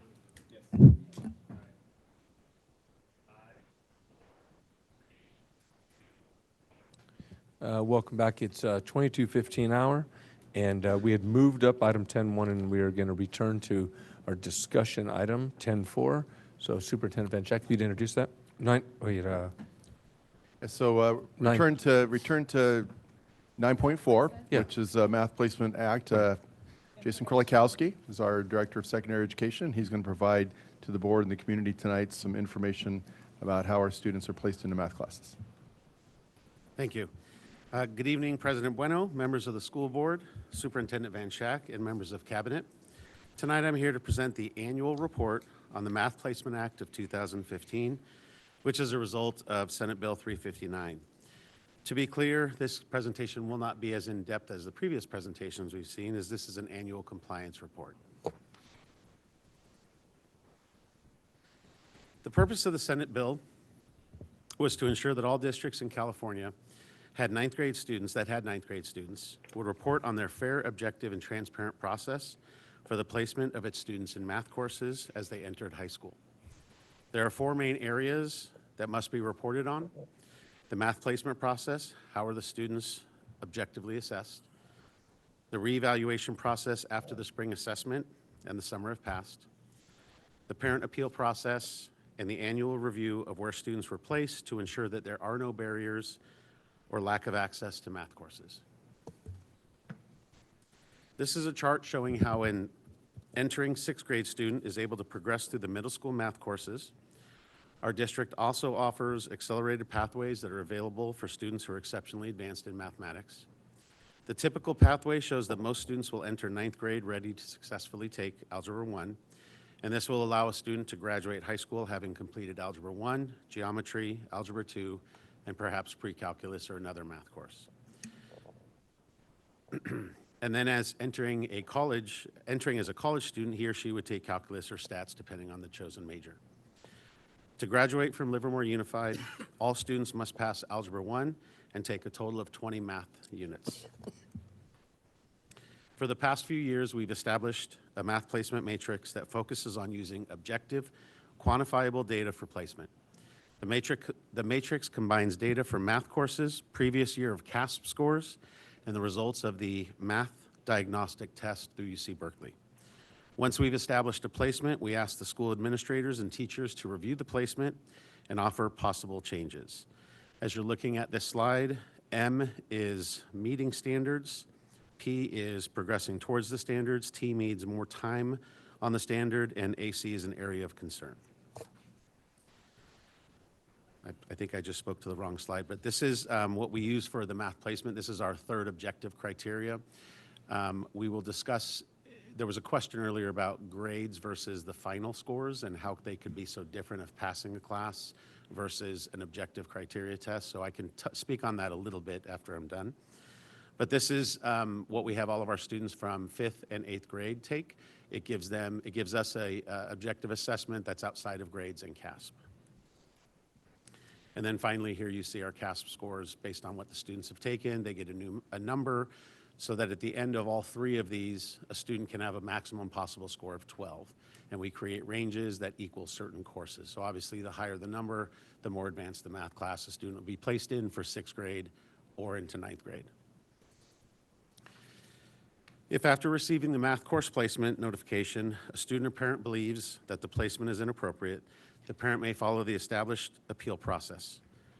The student or parent may complete the form shown on the screen above and found online in our curriculum department webpage. The parent turns the form into the site principal, who in turn will forward it to the director of curriculum and special projects, secondary director.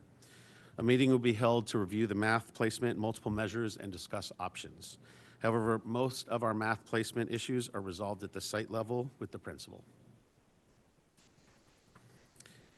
These are our, this is the report itself. This is our numbers. This shows you where our students have been placed into at the high school level. These numbers are pure numbers as opposed to these are percentages that reflect the total number percent of a particular demographic group, not the overall enrollment for that class. The final element of the Math Placement Act is to review the aggregate entering ninth grade math placements to ensure that there's equitable access to all possible ninth grade math course options. In comparing the number of students placed in the broad categories of algebra, geometry, algebra 2 pre-calculus between this year and last year, the percentages remain fairly stable. And there is no action needed as this is a report, but I'm happy to answer any questions.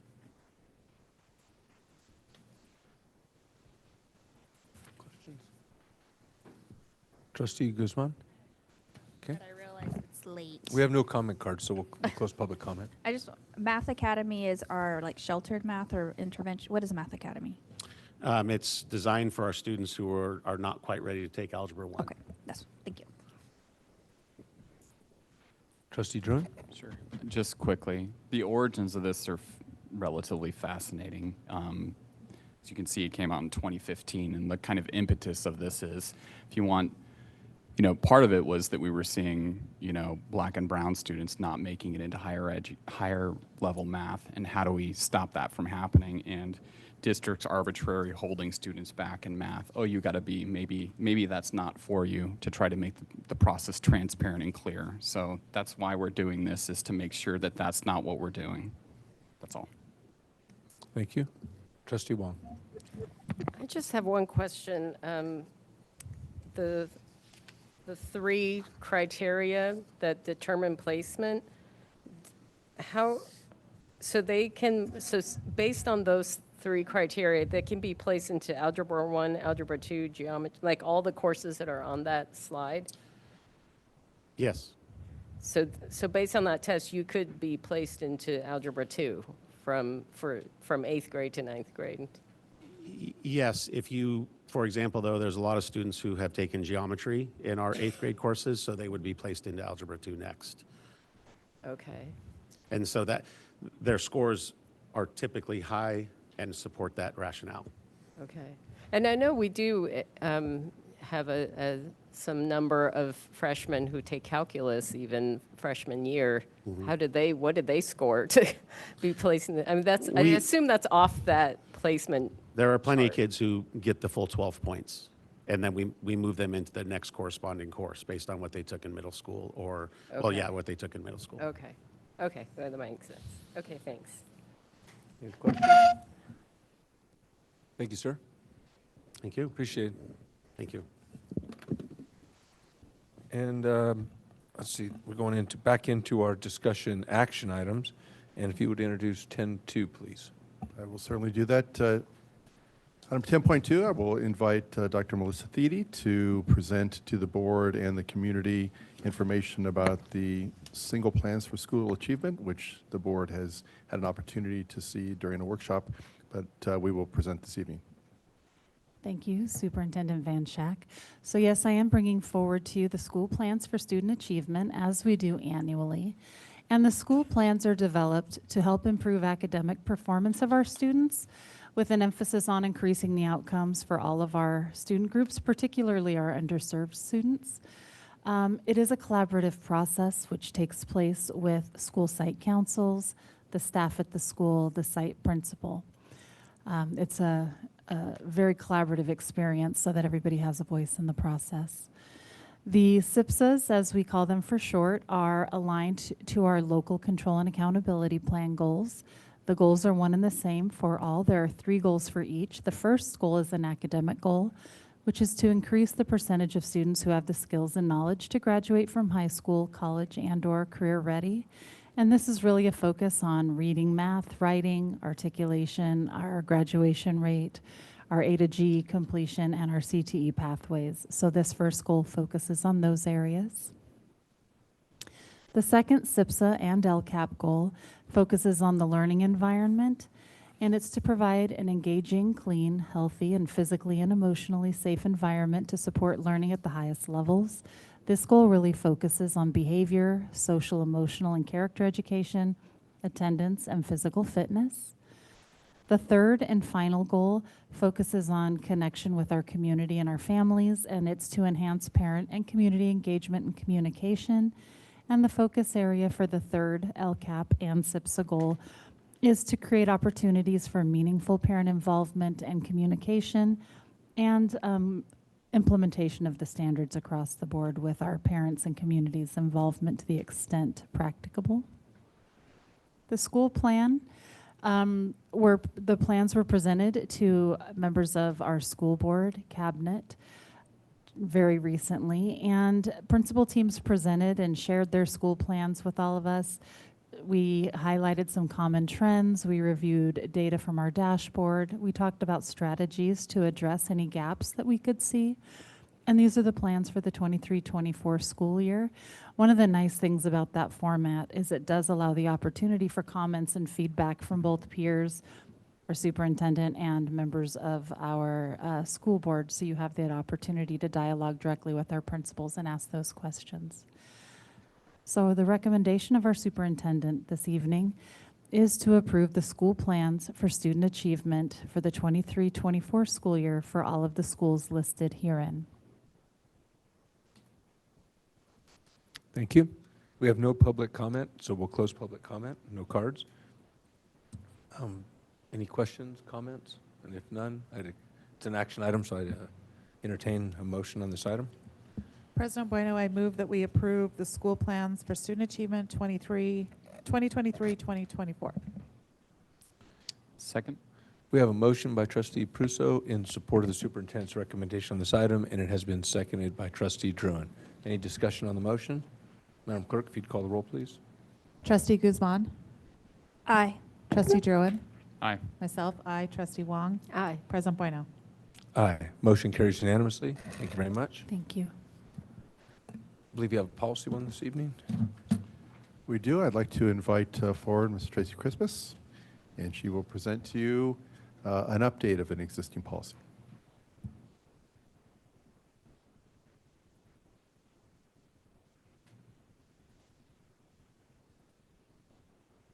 All right. Good morning, President Bueno.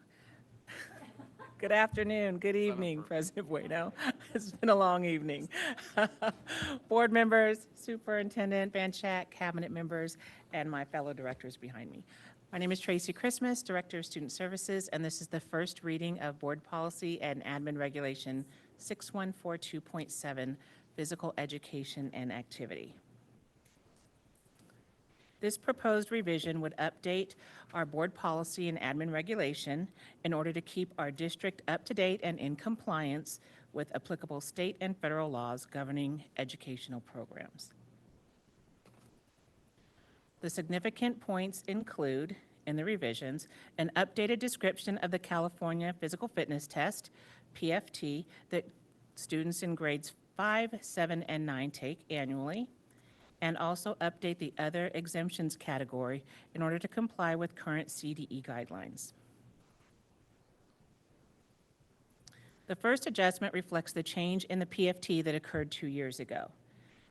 This change eliminated the requirement for students to pass all 5 categories, one which included a BMI body composition, which required each student to provide their height and weight. Now each student is required to participate in 5 assessments that include aerobic capacity, abdominal strength, trunk extensor strength, upper body strength, and flexibility. There is no pass-fail grade. It is participation only. Students must also participate in the PFT in 9th grade in order to qualify for the 2-year exemption from PE that the district offers our 11th and 12th graders. This participation also allows them to qualify for a 10th grade exemption if they play a CIF sport that the district participates in. Our updated BP and AR will now reflect current ed code, allowing exemptions only in grades 10 through 12, continue to allow CIF athletic exemptions updated with the new PFT standards, and will eliminate competitive athletic programs, which is out of compliance with current ed code. This update will still allow for temporary exemptions for illness, injury, or adaptive modified PE programs for physical limitations.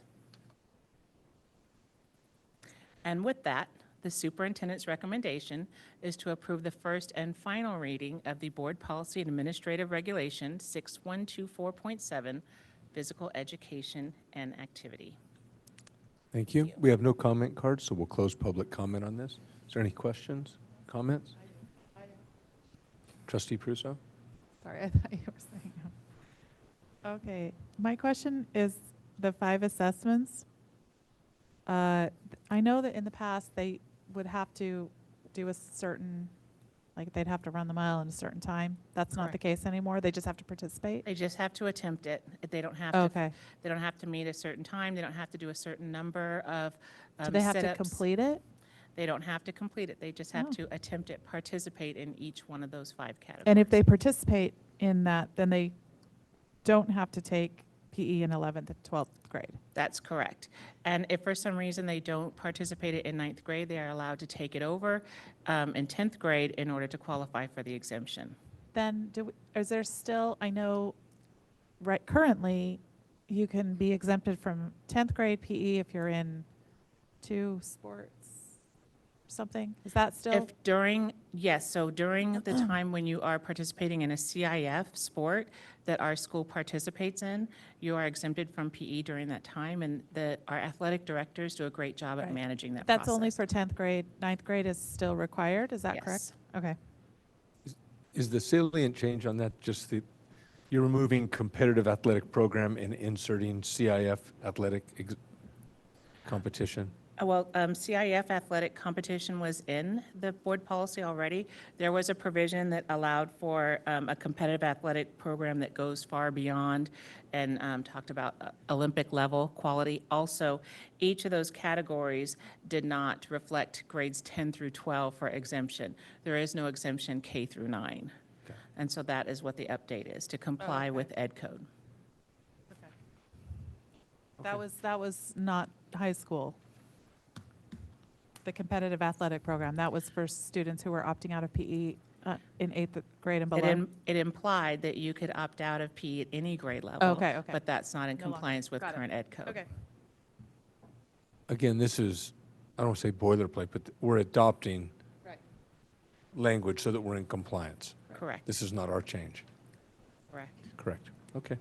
Even so, I just want to say the policy committee really combed through this line by line, even though we did look at boilerplate, and it is Ed Code and policy, but we still really combed through this in great detail. All righty. Any further discussion? Action item, entertain a motion. So on this first and final?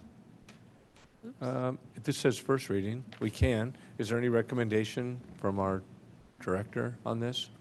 Yes, the superintendent's recommendation that first and I final. agree with Right. is to approve the first and Yes. final reading. Okay, I'll move that we approve the first and final reading of Board Policy There and you go. Administrative Regulation 6124.7, Physical Education and Activity. There we go. Second. We have a motion by trustee Pruso in support of superintendent's recommendation. This will be first and final read. That motion's been seconded by trustee Druin. Is there any discussion on the motion? And Madam Clerk, if you'd call the roll, please.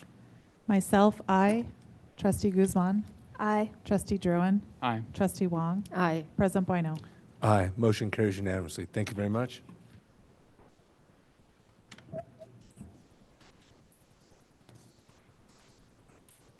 All righty, let's see. Tonight, I believe there's 15 items. Moving into our consent items, I believe it's 11-2 through 11-16.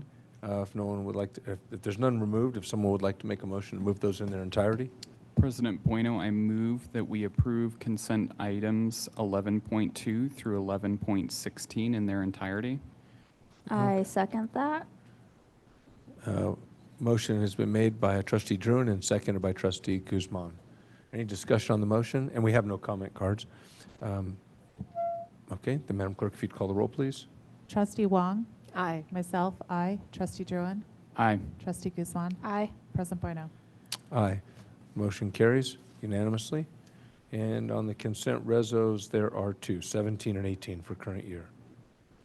President Bueno, I move that we adopt consent item resolution number 17-23/24 through resolution number 18-2324 in Second. their entirety. Okay, we have a motion by trustee Druin, and that has been seconded by trustee Prusso. Any discussion on the motion? And Madam Clerk, if you'd call this.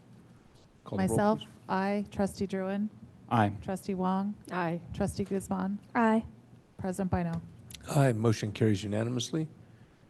And we didn't remove anything separate, so we're going to go into board member reports, and we'll start with trustee Wong.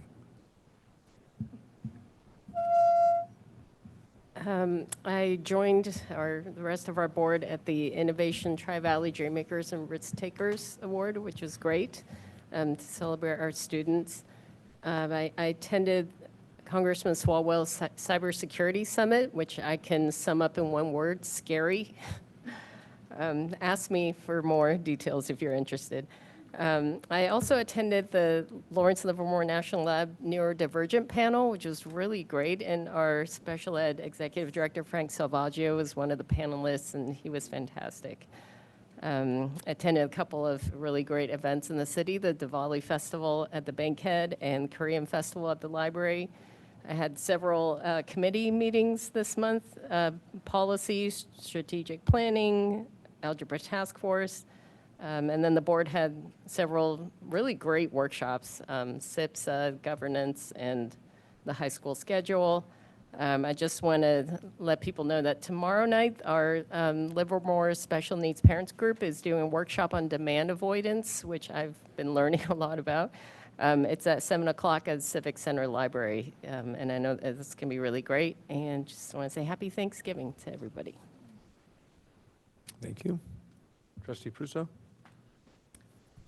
I also attended many of the same things as Trustee Wong, including the Algebra Task Force, the SIPSA presentations, and the governance workshop, the Dreammakers and Risk Takers. Congratulations to Trenton Thompson, who is the founder, I think, of Granada Humans Against Hate. And also, we had Livermore students who planned the first annual Youth Climate Summit, and they were also recognized. I also was able to attend the Middle College Open House, and they have a new building all to themselves, so that was exciting on Las Positas campus. And the College and Career Fair at Amador, I saw Trustee Guzman there. And then also at PCSE, and I would be remiss if I did not mention the Granada Livermore football game, which was very exciting. It's my favorite time of the year, is going to the city championship game, and our coach here had a winning team. It was very exciting for the Matadors. I was rooting for both teams, just to be clear. And then I also attended the Granada High School NCS game. I didn't say hi to Coach afterwards because they lost, and I didn't know what kind of mood they'd be in. So it was exciting, though. It was a great game. Yeah. Yeah, it's good. Thank you.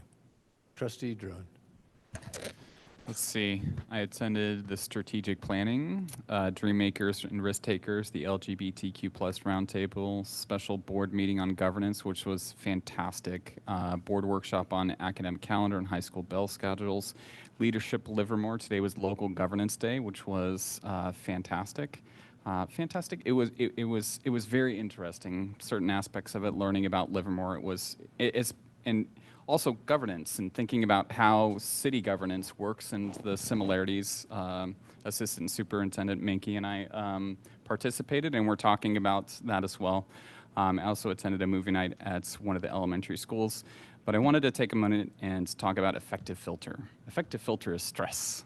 When you go to order food, if you're in a French restaurant, you're ordering in French, you're starving, you have a judgmental boss with you, your kind of stress goes through the roof.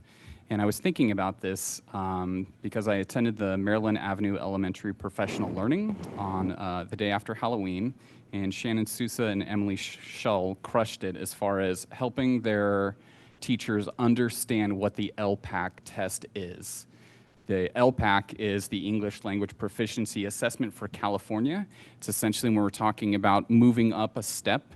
This is trying to help the teachers understand what is on the test, not so they can teach to the test, but so that they can lower students' affective filters is one of the things I was thinking about, because some of it they have to take it on a computer. They have to interface with certain things. Like one of the things is you click it, it plays the passage once. You get it once. And I can just see students sitting there clicking it, it plays it, you know, they drop their pencil, and they don't get to hear it again.